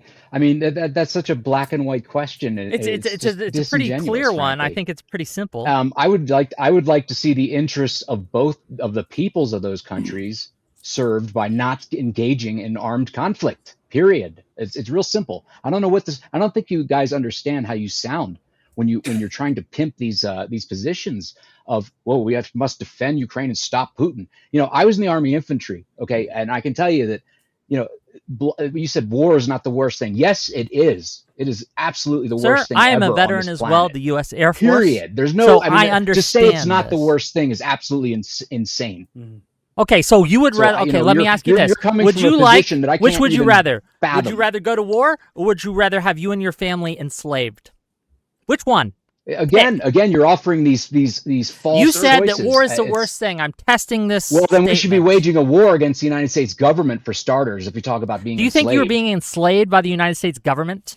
Absolutely. How about the lockdowns? Okay, that's how about the lockdowns? My God. Lockdowns? The lockdowns and slavery are not the same thing. Wait a minute. Tyler, wait a minute. I'm interested for everyone in the chat that's listening, watching. Could you leave a Ukraine or a Russia, right, and tell me who you think is the greater impediment to peace right now, Ukraine or Russia? Because I'm interested just to hear what most people who are listening think. Who's the impediment to peace is what you're asking? Yeah, who is the greater impediment to peace? Right absolutely. Now, Ukraine. It's a criminal regime. It has no credibility. It's frankly propped up completely by questionable forces from outside its own borders. And frankly, it's not holding elections. So how can we determine or gauge the will of the Ukrainian people, quote unquote? Don't tell me, it's their elected elected president, he refuses to hold elections. They might kick him out and say, we're done with this. Yeah. But we will never know because he won't hold any kind of the reason they won't nothing hold to elections. express the will of what's for the Ukrainian people. What for something that can I respond to that? Yeah. Wait 1 second, because I want to engage you with this before I lose my thought. Over here, our previous Prime Minister, Keir Starmer, ad nauseum went on about the coalition of the willing, and that if there was a ceasefire, a coalition of Western countries would enter Ukraine and enforce a ceasefire. Doesn't that concern you, knowing that there is that blood feud right now between Russia and Ukraine that would be a demilitarized line with Russia on one side, Ukraine on the other, with Western coalition troops in the middle? Doesn't some setup like that concern you? I think it is better than the current status quo of what's going on in Ukraine right now because it gives Ukraine security guarantees and makes it more likely that we will see peace. Because as Garland was intimating earlier, right, nuclear powers going to war with each other is very, very something that I think all parties want to avoid. Right? I would disagree with Destiny that I don't want to see Russia bombed or anything. Like I disagree with him on this. But again, it's that deterrence. Was that said out of emotion, or does he? I think he was just I think he was just frustrated, as I am, that you guys seem to be giving infinite charity to Russia and no charity to the West. And I think that that's his been clear. Where are you? But can I just? It's not true. We're hold on. You said you said that. Again, you weren't able to answer a simple question about what is Russian back to the times of and Peter American the Great. interests colliding. What was Russia's fear? Like you guys didn't like it when Destiny interrupted you, and here you're doing interrupting me. I don't understand. Like, Tyler, well, I mean, if you stop filibustering and we can. I'm speak not filibustering. I'm trying to get a point out, but I can't because you keep interrupting. And if you interrupt, it's going to take longer, how long is this point? Sir. Like this idea that again, you can't answer the simple question. You were in the Army infantry. You took an oath to the fucking Constitution, and here you are playing footsie for the Russians, basically breaking your oath for the Russians and for their interests in order to I'm not breaking my oath at all whatsoever. Promote this propaganda, right? That America government is enslaving you because of the lockdowns. You guys are looking for enemies because you want an all-powerful central state that basically controls and dominates everything domestically and internationally. And frankly, I don't agree. You know what? American empire is a fallacy. I'll demonstrate the lie of that right now. Fuck Trump. I'll wait and see if I'm arrested. I'm not. The idea that what's your point? I can't. What's your point? My point you want to break up if I was in Russia, and I said that, Russia's the aggressor, I would be in gulag right now. They would disappear me. I cannot say fuck Putin in Russia. Yes, you can. That's absurd. I mean, this kind of preposterous That's stuff. absurd. What do you think happened to the protesters at the beginning of the Ukraine war? There was a bunch of protesters in Russia. Let me say this. They were disappeared. They don't exist anymore. Where are they, sir? Let me say this. If you said free Palestine in the UK or Germany, you'd go to jail. And you better not say it on the wrong campus in the United States. I ain't in Germany. I'm an American citizen, sir. Oh, wait a minute. But but you want to decide what free speech is in Russia when you're making it up and it's not even true. But my point being this: where are the protesters? Sick and tired of hearing where are the protesters about what rights people have in Russia, and they don't. From a person who's never been to Russia and doesn't know what rights they are. About what rights they have in Ukraine. What about American rights? Yes, I'd rather talk about how pissed off I was over the lockdowns. Yes, because I'm an American. And I didn't agree with that. And I have a right to push back against American policy that I don't like. I want to talk about the advancement of American interests. And by American interests, I mean like the same old average person who's a transmission mechanic or a barber or something who was hurt in the lockdowns by our government policy and lost everything and lost their homes and their families. Those are the kinds of things that concern me. And because we're sending billions of dollars to these lunatics in Ukraine, the average person in the United States who needs help or wants a decent electrical grid, wants their roads taken care of, wants their bridges fixed, wants things like that. We can't get any of that because everybody's got to tell us that we've got to interfere all around the world over who has rights or who doesn't have rights that we can't get ourselves. So the reason we don't have... Wait a minute. Benjamin, do you think when it comes down to it, American-US interests overlap with Ukraine's? What was the last word you said there? Ukraine's? Do you think the interests of the US overlaps with Ukraine's? If I was choosing my what I wanted, we absolutely would quit picking the pockets of the American people in order to do things that don't serve the American people in any way, shape, or form.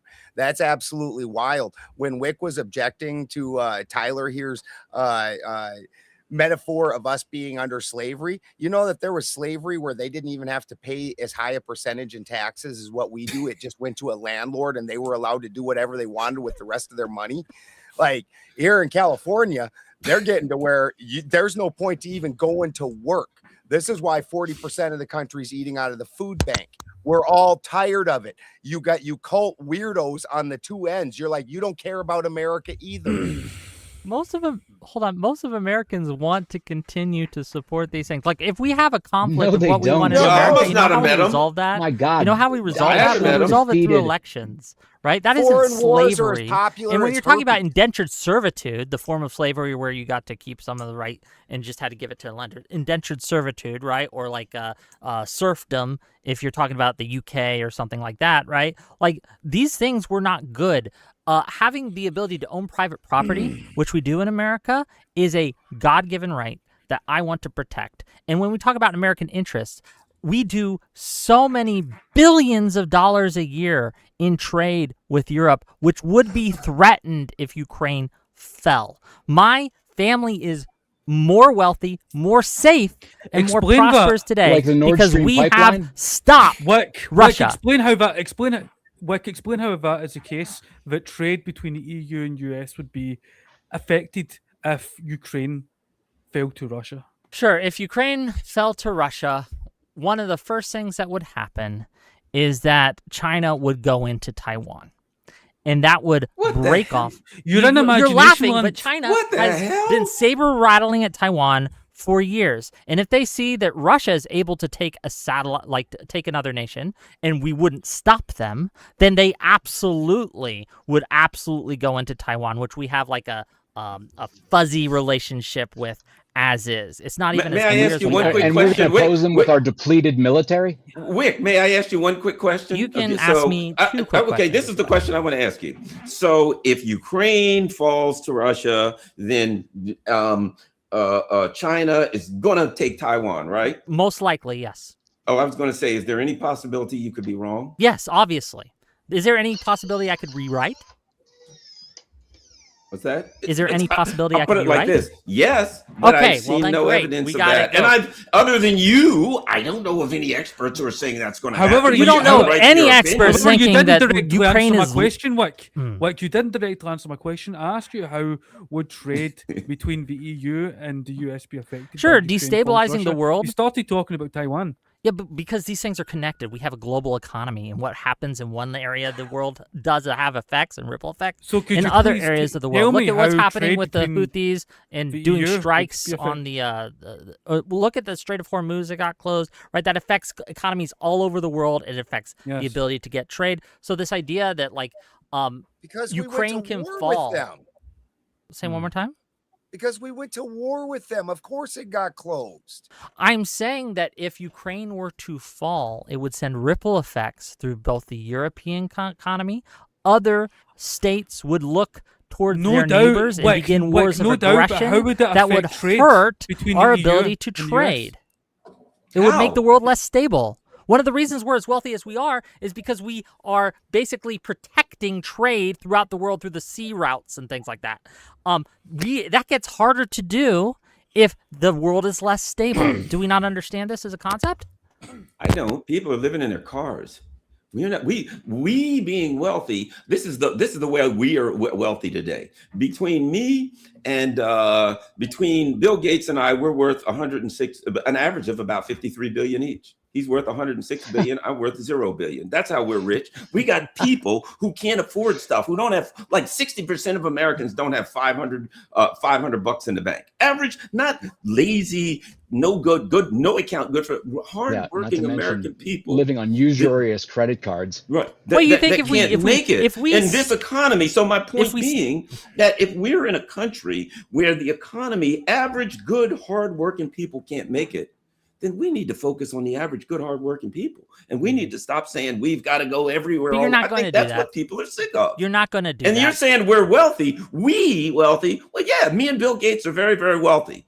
You have opportunity in America on a that you do not graph have anywhere in else in the world. averages. I can give you a website and graphs and averages like the Kamala Harris people Wall did. Street is doing great. Hold on. For the last 50 years, since World War II, okay, the liberal world order has created peace and prosperity that we have not seen in the entirety of the history. Your family, my family, all of us are wealthier today because the liberal world order buttressed that kind of environment, which mitigated the amounts of conflict. When that falls, as it inevitably will, if Ukraine falls, the world gets worse. We have petty tyrants. We have Xi Jinping. We have the Putin. Consolidation of wealth in the hands of, I mean, the gap between the when he poorest says free, and the you're free richest. to work 3 jobs just to have the same home that you had 50 years 3 ago. jobs? Yeah, bro, exactly. I'm a streamer and I yap for a living, and I'm able to do that because of the prosperity provided me by the U.S. government and the liberal world order. U.S. government. You're good at US Yes, government. they protect my ability to speak freely. Are you saying that you're paid by the government to stream? No, I'm Yes, you protected. just said it. Sounds Hold like on. it. Who do you think Yeah. protects our First Amendment Do you rights? support the censorship that took place under the Biden administration, the wholesale censorship through CISA and the suppression of alternative viewpoints on social media platforms? Those and were not the Biden strong-arming of administration these- doing Yeah, they that. were. Those Yes, were it the was. platforms doing that. And to the extent that jawboning Okay, took right, place, right. hold No, on. that was the To the army extent that invading, not the jawboning US took place, government. I condemn it Come on. and I Did you stood miss up the against it, and I have a the record of doing congressional so. hearings? But we live under They had an direct administration lines right these now that guys, is the and greatest threat to it's free the sword speech of we have seen in a Damocles. generation, where Trump I mean, is they trying to can't jail argue his with people who political don't wanna enemies, accept where reality. Trump I mean, is it's trying just- to silence and sick the FCC on comedians who make fun of him, where he is bringing forth lawsuit after lawsuit after lawsuit for pollsters who don't poll like he wants them to, for Perkins Coie and other law firms that have participated in lawsuits against his interests. Like, we could talk about Biden's censorship and how he wasn't great with the First Amendment, but boy, oh boy, that is nothing compared to how Trump This has is not about trampled on the This is- U.S. this is the Constitution and my right to problem free with- speech. Yeah. But None even of us so, are even going still, going after even Perkins still, the Coie is U.S. the same as government protects my silencing right individual to citizens. speak freely. It is, we are one of the freest I countries in agree. the world. Trump also shouldn't censor the First Amendment. Yes, exactly. Nobody should, right? And yet, I he myself does. said And let me on add one Benson. All thing. these people break Yep. it. Let me add something. He said, "Oh no, that was just the what Wick just said was no, that was the platforms doing it." If anybody remembers, the Twitter files came out, Oh my and the Twitter God. files specifically showed these were Those pack of lies. files from Twitter, right? And what did they show? That the FBI had like a desktop program where they were communicating with these various social media platforms. Yes, they and I social forgot the name. media- Oh, can I finish, Wick? This is important. Okay, you made a There's a point, direct and I'm going to make pipeline. mine. And they were taking requests from members of Congress. They would send them literally a post and say, "Take this down." Post And you things know and what say, "Take Twitter this would down." So say my in point many is cases? this. They My would say point no. is this. My point. I'm making a point here, so I got to finish this point. And my point is this. That is unconstitutional. The government cannot do an end around the Constitution. The government couldn't take those posts down because that would be a violation of the First Amendment. But the same way, the government can't say to Twitter, "I can't take them down. You take them down at my behest," because then legally, Twitter is acting as an agent for the government. So that is a constitutional violation. You can say it. I don't care if you say it doesn't happen. It wouldn't take me 5 minutes to bring up the Twitter file and show that these were files that were released from Twitter. But whether you like it or not, or you push back against it, that's what happened. And furthermore, there are those of us who believe in the Constitution and the First Amendment, and it doesn't matter who the president is. Okay, Tyler. Sorry. Darlene, let me guys. weigh in here. Everybody, wait a minute. I do have I'm a going limited to amount of need to time, end to be this. clear. I'm going to need to end this in a moment. So I've got one last question for you, right, before I wrap this up. Where Just will real we quick, be? if I may get. Yeah, finish your point. You know. Okay. The notion that these platforms are private, they're given sovereign immunity through Section 230. So, I don't know any companies that can operate and have total immunity from any sort of civil lawsuits or any litigation. So, let's get real here. That was meant to open up the platforms and prevent them from being shut down by lawsuits. And they've used it as an excuse and a shield against their censorship. Okay, to veer us back to the war between Russia and Ukraine, where will we limited be? Time, just to be where will we be in 1 year's time, Garland? Well, I think the way things are going, I think Ukraine's in a lot of trouble, and I think that Ukraine getting landlocked is kind of like the death knell for the Ukrainian military. So, I mean, for the Ukrainians. So, I think Ukraine within the next year, particularly with now that they're landlocked, is going to be in a world of trouble. I think it's going to fall apart internally. That's my opinion. I think it's going to internally, politically collapse. Benjamin.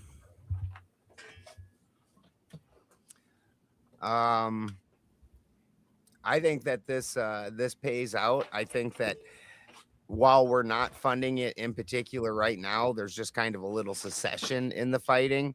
I think we still have every interest in not letting Russia succeed in the energy sector, which is something they have so much more capability of doing than us. I think that they still have every interest in seeing Russia stay financially down, and that we're going to try and drag this out as long as we can, because I don't think it's about really winning this war at this point. And the American people are just going to keep getting pickpocketed until we don't have nothing left. Tyler.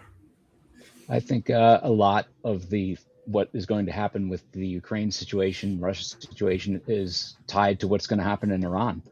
And I think whether we're able to draw down that conflict and not see it expand will have a direct impact on what happens with the Russia-Ukraine conflict. So it's hard to say. I mean, because it keeps whipsawing with Trump back and forth. There's negotiations, there's no negotiations. I think that's really going to be the linchpin as far as what happens and whether there will be able to be peace there. Otherwise, it's just going to continue on as a war of attrition, grinding down the peoples of both countries, sadly. And draining our treasury in the process. And Europe has a big election a year too. There's going to be elections in a lot of major countries in Europe, and I think that there will be victories of people who are more representative of the people of Europe that will oppose this, unless they just steal it like they do everywhere else. Yeah, we've already seen that in Hungary, actually. You're correct. Orban got BTFO'd, and the people have risen up and thrown off that dictator, and Russia's lost an ally there. So that's good, and I think you're exactly right. We are going to see what the will of the people. What is this war going to look like in a year? So I've been clear about this from the beginning. I don't know who's going to ultimately win. I don't have a crystal ball. I don't have access to the information I would need to know to make that determination.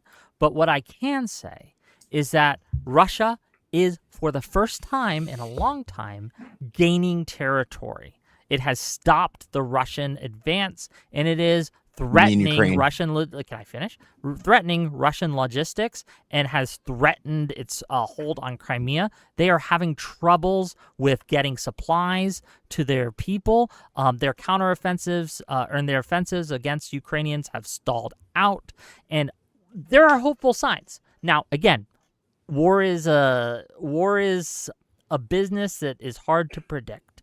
I cannot say with any degree of certainty what the war will look like in a year's time. But what I can say is that I hope that the war ends soon. And the best way to do that is by ensuring Ukraine has the best state possible to enter into any kind of negotiations and to force Putin to come to the table with realistic terms. And I appreciate you having me on. It was a little bit one-sided, but that's okay. It was a little bit unfair. I apologize for that. You guys needed more people to make it more fair. Destiny on. I did for a little bit, right? But it was still. I will say you defended your positions with respectfully and neighborly.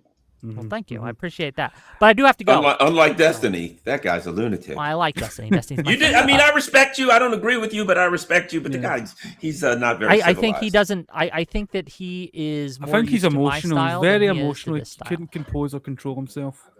He's more used to my style. Listen. I would But I like do to have say to what go. I think it would be. In a year, I think you'll witness the complete fragmentation of Ukraine and it becoming a complete landlocked country. You know, Would you like to make a bet on that? You're alluding to the same thing, Garland. I think the Donbass will probably fall to completely to Russia by the end of the year. If not by the end of the year, by spring. I think you've just got Kramatorsk and Slavyansk. And once they take the Donbass, if Zelensky continues doing what he's doing, I think we're going to see other oblasts fall, like Sumy, and maybe see Odessa to fall to Russia. And sadly, the ones who suffer most for that will be the Russians and the Ukrainians. Can I shout myself out before I go, real quick? Can you what? Shout myself out. I have to go. It's been 2 hours, and I do have to quit the field, unfortunately, because I have other responsibilities. Yes. But if you liked what I had to say, or if you hated what I had to say, either way, I do debates like this all the time on Wick-TV on YouTube or Wick-TV on Twitch. You can find me on Twitter at Wick-TV. I'm always willing to hear the other side out and have a robust discussion. I won't always agree with you, but I'll always hear you out. And it's been.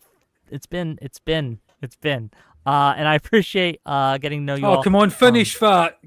Okay. I was expecting something different. Let's say that. I'm not. He's used to a little bit more spicy. He said this is a little bit Midwestern potato salad for him. Look, I fight with Destiny sometimes, so you have to. It's a certain style. On behalf, okay? on behalf of the two Nixons here, I would like to dedicate this to the memory of Lee Stranahan. Yes. Yeah. Okay. I'll talk to you guys later. Bye-bye. And Garland, is there anything you'd like to promote or give a shout out to? Okay. Hold on. We're not.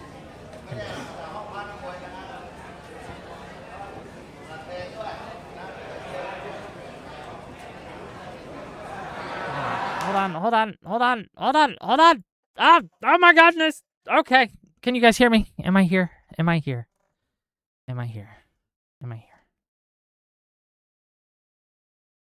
Wowee. I went through a portal and wound up in RT land. Okay, gang? That was insane.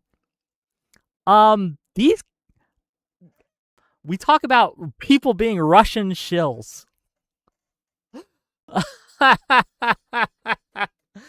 Oh, boy. And one of them was like, yeah, I had a Russian girlfriend for a while. Yeah, you probably got sent. They sent you, like Jackson Hinkle had a Russian wife for a while, too. They hooked him up. It pays well, I hear. Man, oh, man. It was in there's just so many points that they bring up, and the format made it so I couldn't address them as they came up. I did the best I could, but that format was against me from the start, especially in a 5v1 situation. If you're going to do a 5v1, what you need to do is give the one more speaking time. Give the one who you are putting up the ability to respond as each people make their point. You can't go this round robin thing that he did, right? Where 5 people make their points, and now I gotta fight for my way in to even address one of them. It was crazy. It was wild too, because I'm like, oh, Tyler must be on my side. He must have gotten that Tyler guy. Tyler guy must be the liberal warrior that's gonna join me. And oh no, he's having connection issues. And I thought, oh darn, that sucks. That's what I thought, right? That was like, oh, okay. It wasn't entirely his fault. And then he comes on as like, yeah, Russia should roll through Europe. And I'm like, well, fuck me. It was crazy. I don't know if they kicked Destiny or if Destiny was like, screw these guys. I have no idea. But Destiny was like, nope, not doing that. Let me see if I can get a...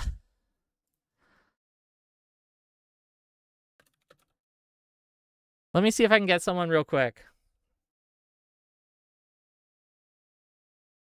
Let's see if Bishop would come in.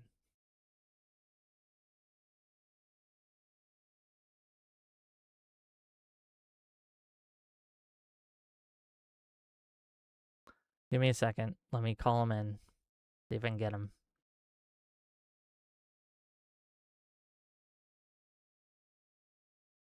I just don't know how to handle that. Oh man. Please Google them on screen and show the audience who they are. Lactoid's backstage. Lactoid. I've had enough of Russians for one day, Lactoid. Okay. Right. Tyler was Roger Stone's personal lawyer. I didn't know who any of these people were. I was like, someone was like, you remember that Dragon Fist guy? He hooked me up with this guy and was like, hey, this guy has right wingers for you to debate. I was like, okay. I didn't know. Like, and then the guy comes on with suits and ties, and I'm like, what is this? Okay. I did not know he was Roger Stone's lawyer. That's insane. Oh man, and Garland is on the board of the ACLU. Oh, these were big boys. Okay.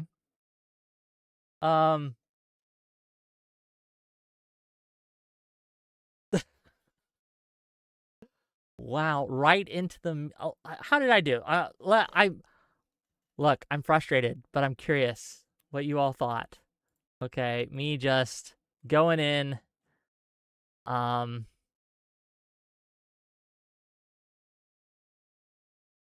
Going in hard, going in hot. I am really curious.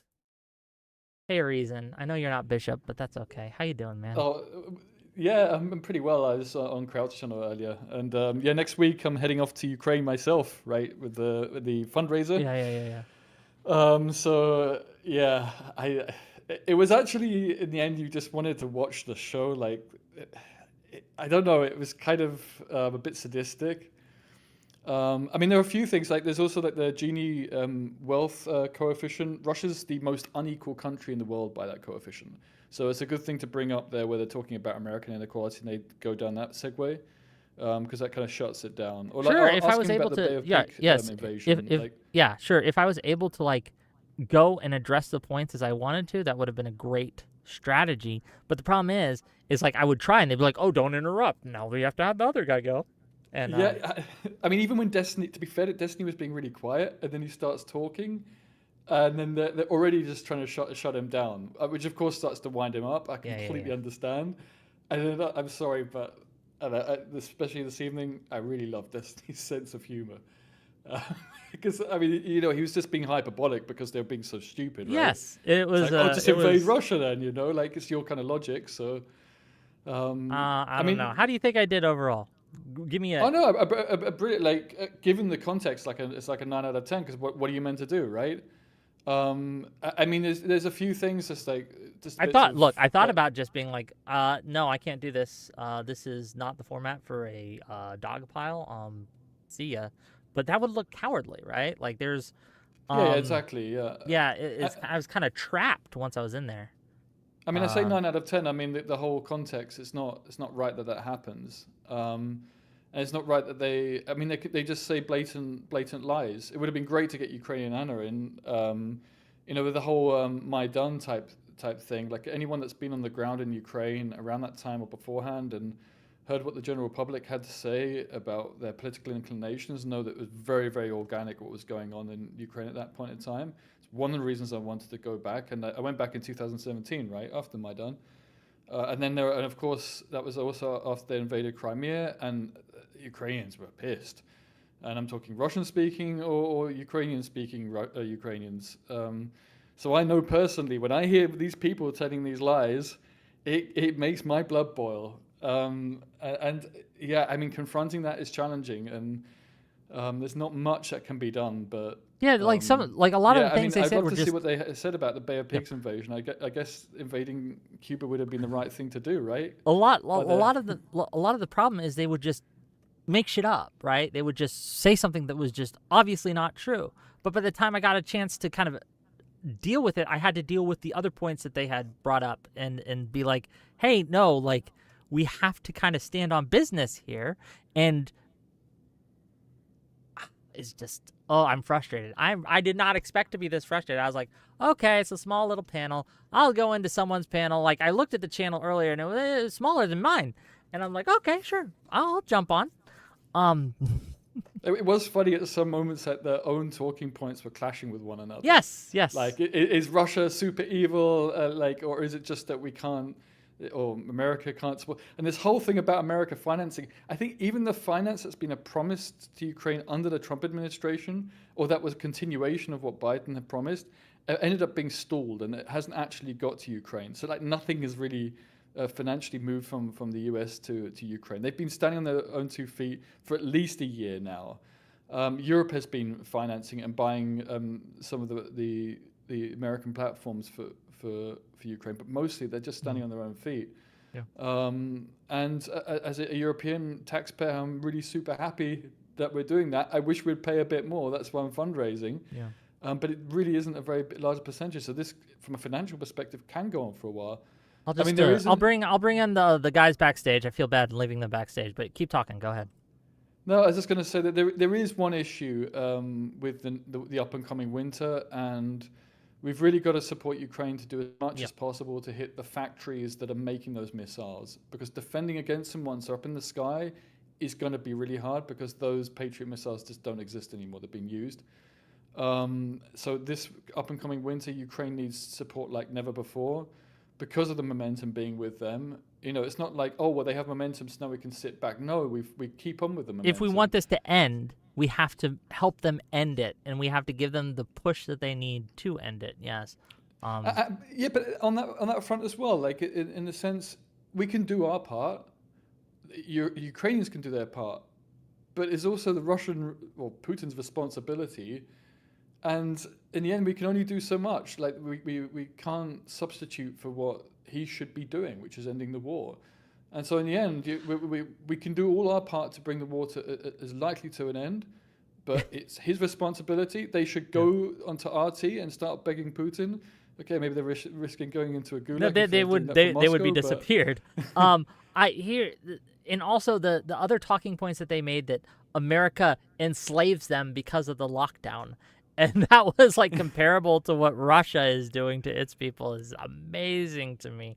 It was like anyone with connections to infuriating. The whole conversation was infuriating from start to finish. I just think of the conversations I have with friends who have family in Russia, what they're experiencing in Russia in terms of like the control of their of their devices and such like, and I'm thinking they have no idea. But I do actually have to go soon, so I want to. One last point, by the way, right at the end, one of the guys who was finishing, I'm pretty sure he said, once we take the Donbass, he said we. I didn't catch that. I don't. Maybe I misheard it, but it's worth listening back to, because that is a hilarious. Exposure of who he really is. I suppose it was.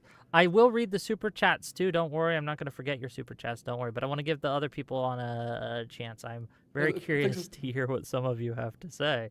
Lactoid, you got your buddies. Yeah. You got your buddies to ambush me. What's going on there? What's up, Wick? I didn't even know there was that many of us. That's crazy. Bro, it was I've like never even heard of these people before. The Kremlin clan meeting, I guess. That was great. How does it feel being outnumbered, Wick? Look, it's just what I deal with. I loved it to a certain extent, but here's the thing: I let you respond. Sometimes.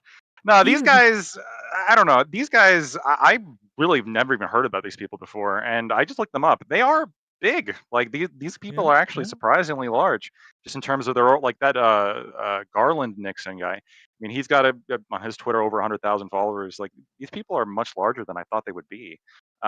So yeah, I'm surprised I haven't heard about them before. No, just a real quick fact check. It doesn't really matter much, but Russia does have a lower Gini coefficient than America does, so they are technically more economically equal than we are. But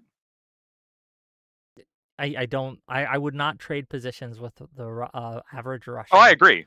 Right? I agree. Like, I'm just saying that I just want to be clear on that. But I agree with you. Yeah. We're higher income. So. Yes, it's just insane.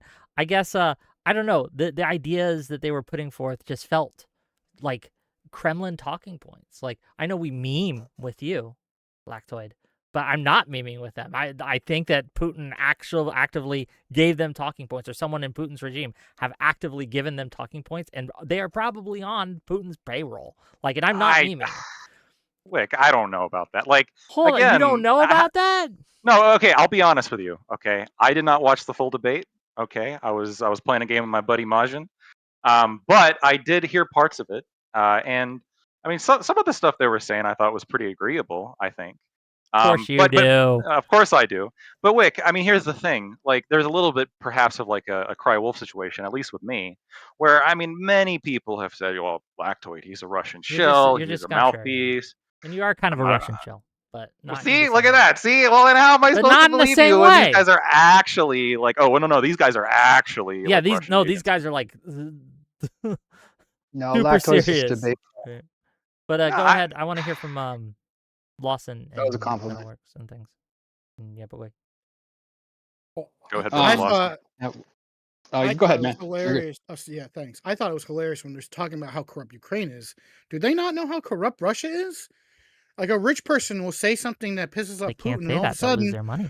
All of a sudden, that rich person just fell off of the building out a window, and they're dead now. And where does all the money for that company go? Who knows? Moving on. This is a man who poisons his opponents to death with like radiation and shit. Like, I don't know why they're acting like Russia is, like you said, like ooh, innocent little, you know. And honestly, it sounded like a debate that I heard years ago with Sitch and Sargon, and Carl just kept making like excuses for Russia, and Sitch kept drilling into him, saying like, so do they have like no like autonomy at all? Can they not? Do they have no free will? Can they not control themselves? Are they no responsibility for their actions? Russia can stop all this anytime it wants. And Putin doesn't give a fuck about NATO. I don't know why they keep acting like NATO is important. He's gone on interviews. He would have gone in NATO or no NATO. Yeah, he's gone on multiple times on interviews and stuff talking about how he does not care about NATO. He wants to restore the Soviet Union. He does not give a shit.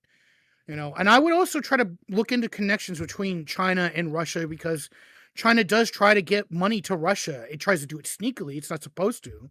One of the things China tries to do is they'll set up Russian shops in China, and they're fake Russian shops. They're there to launder money, but because China's such a corrupt shithole, the citizens will see those Russian shops and make their own fake Russian shops, and then Russian assets will go there, and they'll be confused which one to shop to go to.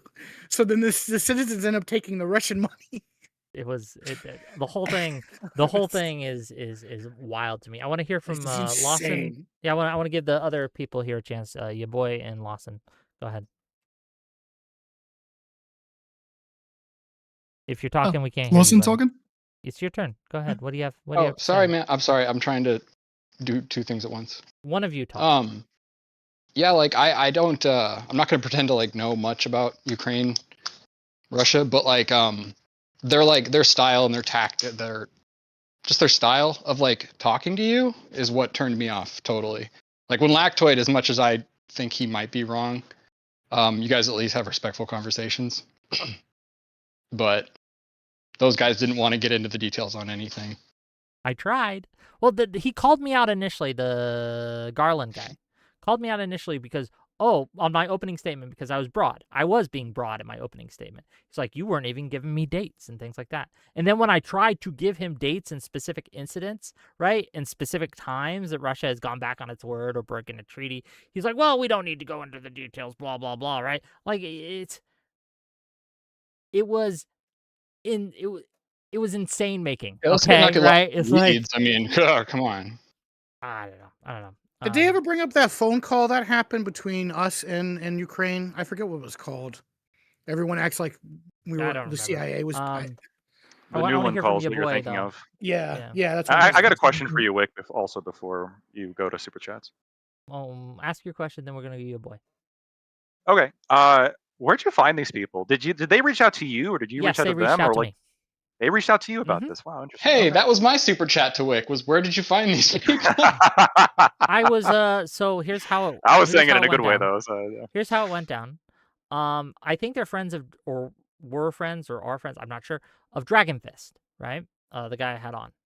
And that Caledonian, the Vincent guy, the Caledonian Elixir guy, he DM'd me and said, hey, would you like to come on my stream sometime? I was like, sure, why not? And it took a while to get scheduling down, but they're like, okay, come on today at 6 p.m. Eastern. Here are the people. And I didn't recognize any of the names. And it's like, okay, so I assumed, and maybe this was a mistake on my end, but I assumed, oh, it's just gonna be like Panelverse people, right? It's gonna be casual. Yeah, it's gonna be just they invited me. It can't be that serious, right? Like that's what I assumed. But no, I get on, and the first thing I'm seeing is like, oh, this person's a journalist. This person got a suit and tie on, right? These people look. And Roger Stone's lawyer. Yeah, and Roger Stone's lawyer. I'm Shit like, just got real quick. and I'm like, what? What is going? Like, I didn't even know he was Roger Stone's lawyer until after the panel, and I thought he was on my side because he kept having tech issues at first, and I thought surely they wouldn't have just invited me on my side. Surely there would be someone else. And I thought that was the guy, right? That this Tyler guy was going to come in and he was going to go and he was going to live it up with me. But no, the first things out of his mouth is like, I want Russia to roll over all of Europe. This was your second gangbang in 2 days, Wick. It's crazy. Back to back. How's it feel? From Do the you feel left stronger? and the right. Okay. Well, look. Every battle is gonna make you stronger, dude. It's insane. I do have to go. It wasn't a lie. I just needed to. I needed some aftercare, gang.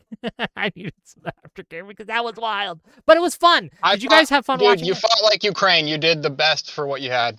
So good luck. Wow. Good job. Way to, you know, what is it? The damning with small praise or damning with faint praise? Is that the thing? But yeah.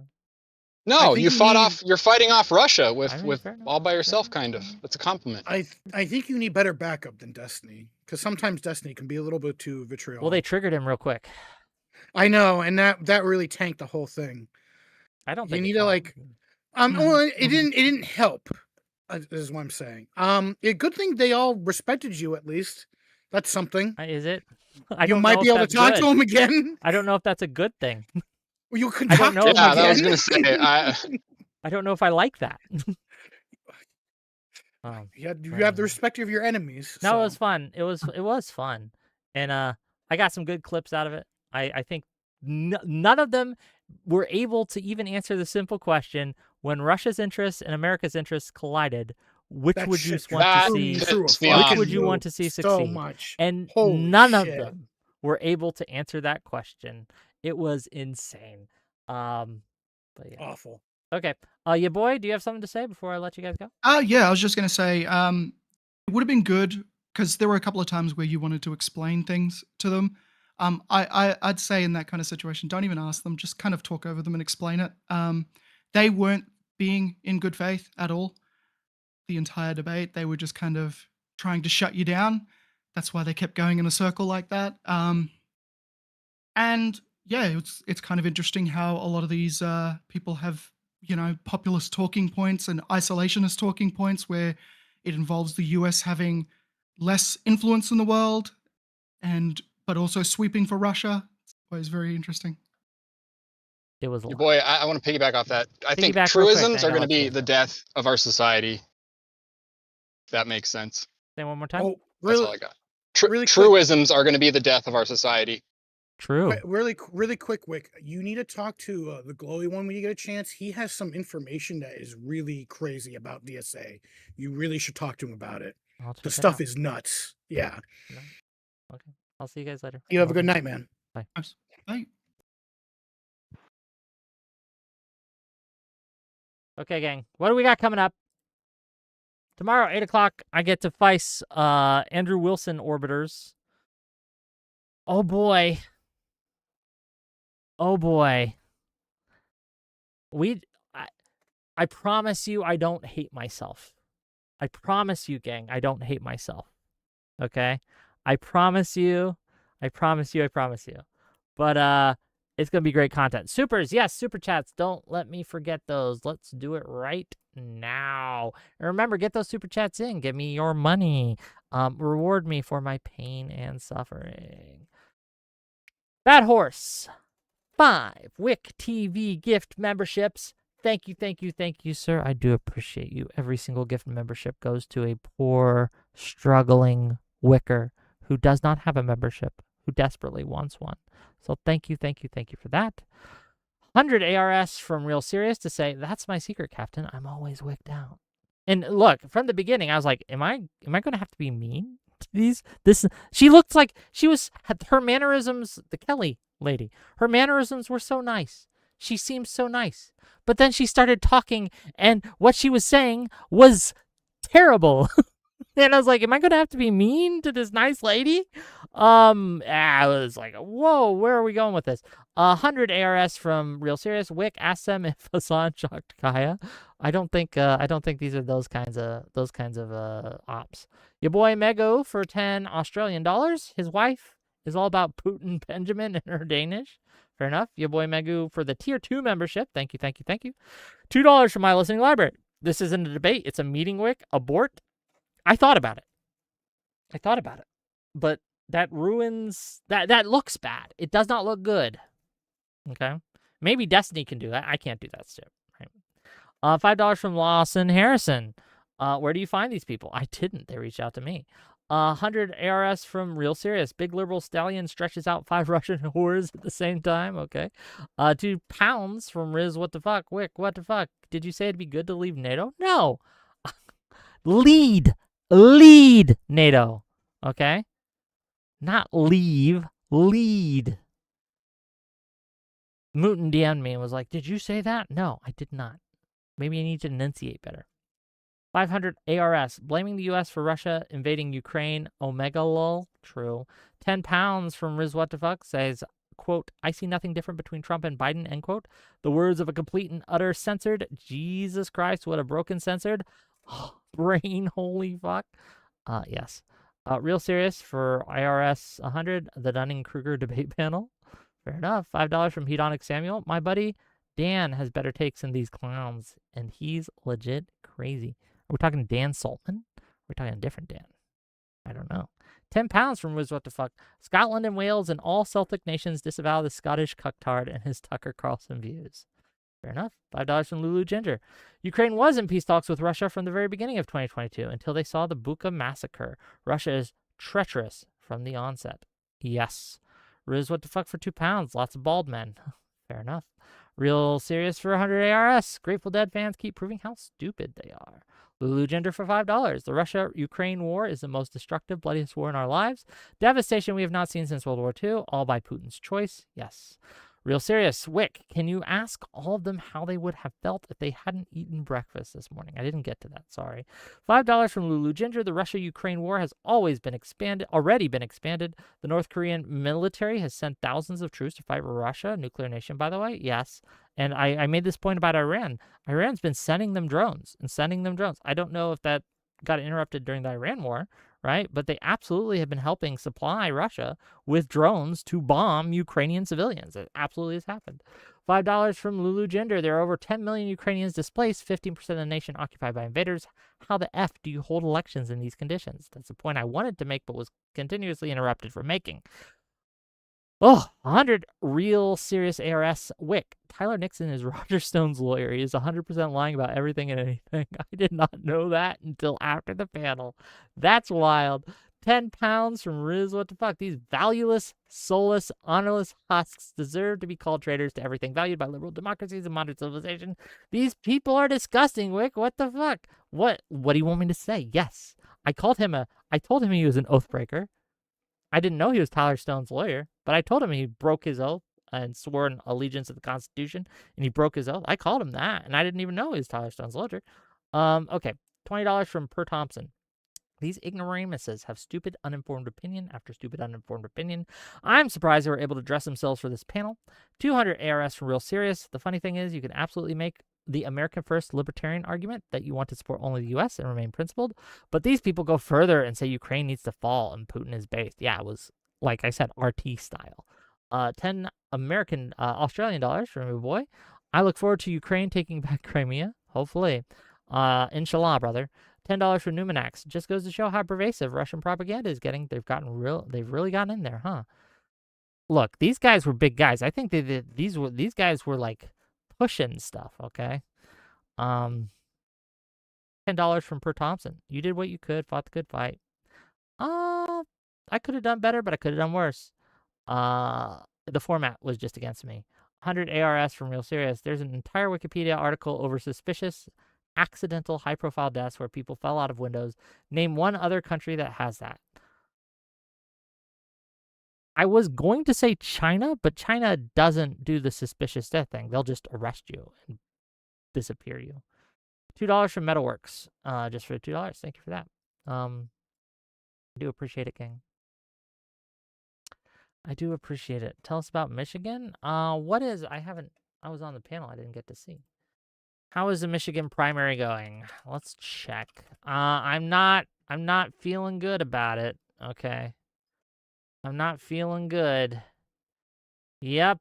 There's 3% of the vote in. So there's only so much we could say. I'll just show you guys. So the polls aren't closed yet. We got 3% of the votes in. And this is what we're looking at. 62% for El Said, 34% for Stevens, 3% for Mallory McMorrow. But once again, we're at 3% of the votes in. Impossible to make any statements about this quite yet. I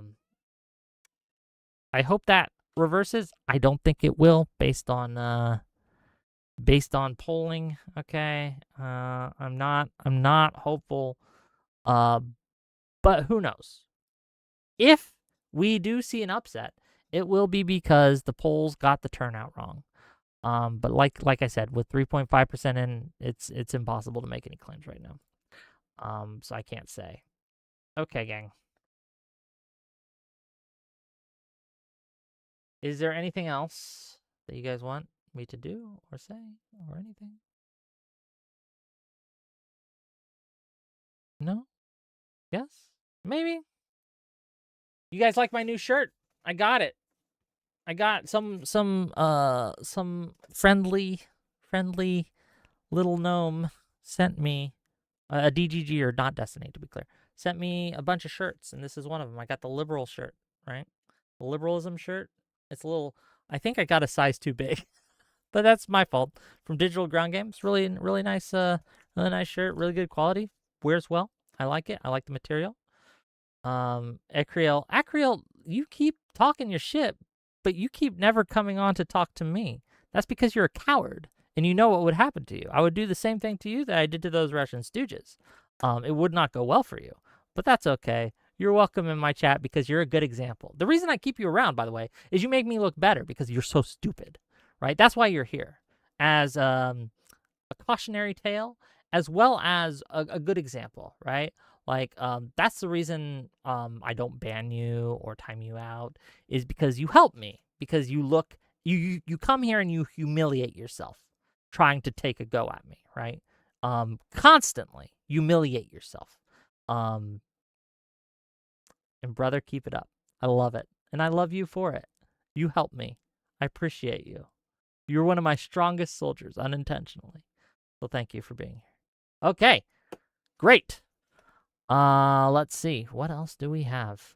Tomorrow, Andrew Wilson Orbiters. Thursday, I'm taking a break. And then Friday, I'm talking to Ryan Mullally about the DSA stuff. And that should be fun. Okay, with that, I will see you guys tomorrow at, I think, 8 p.m. Eastern. It might be later than normal. I might go earlier than normal. I love you guys, and I'll talk to you later. Bye.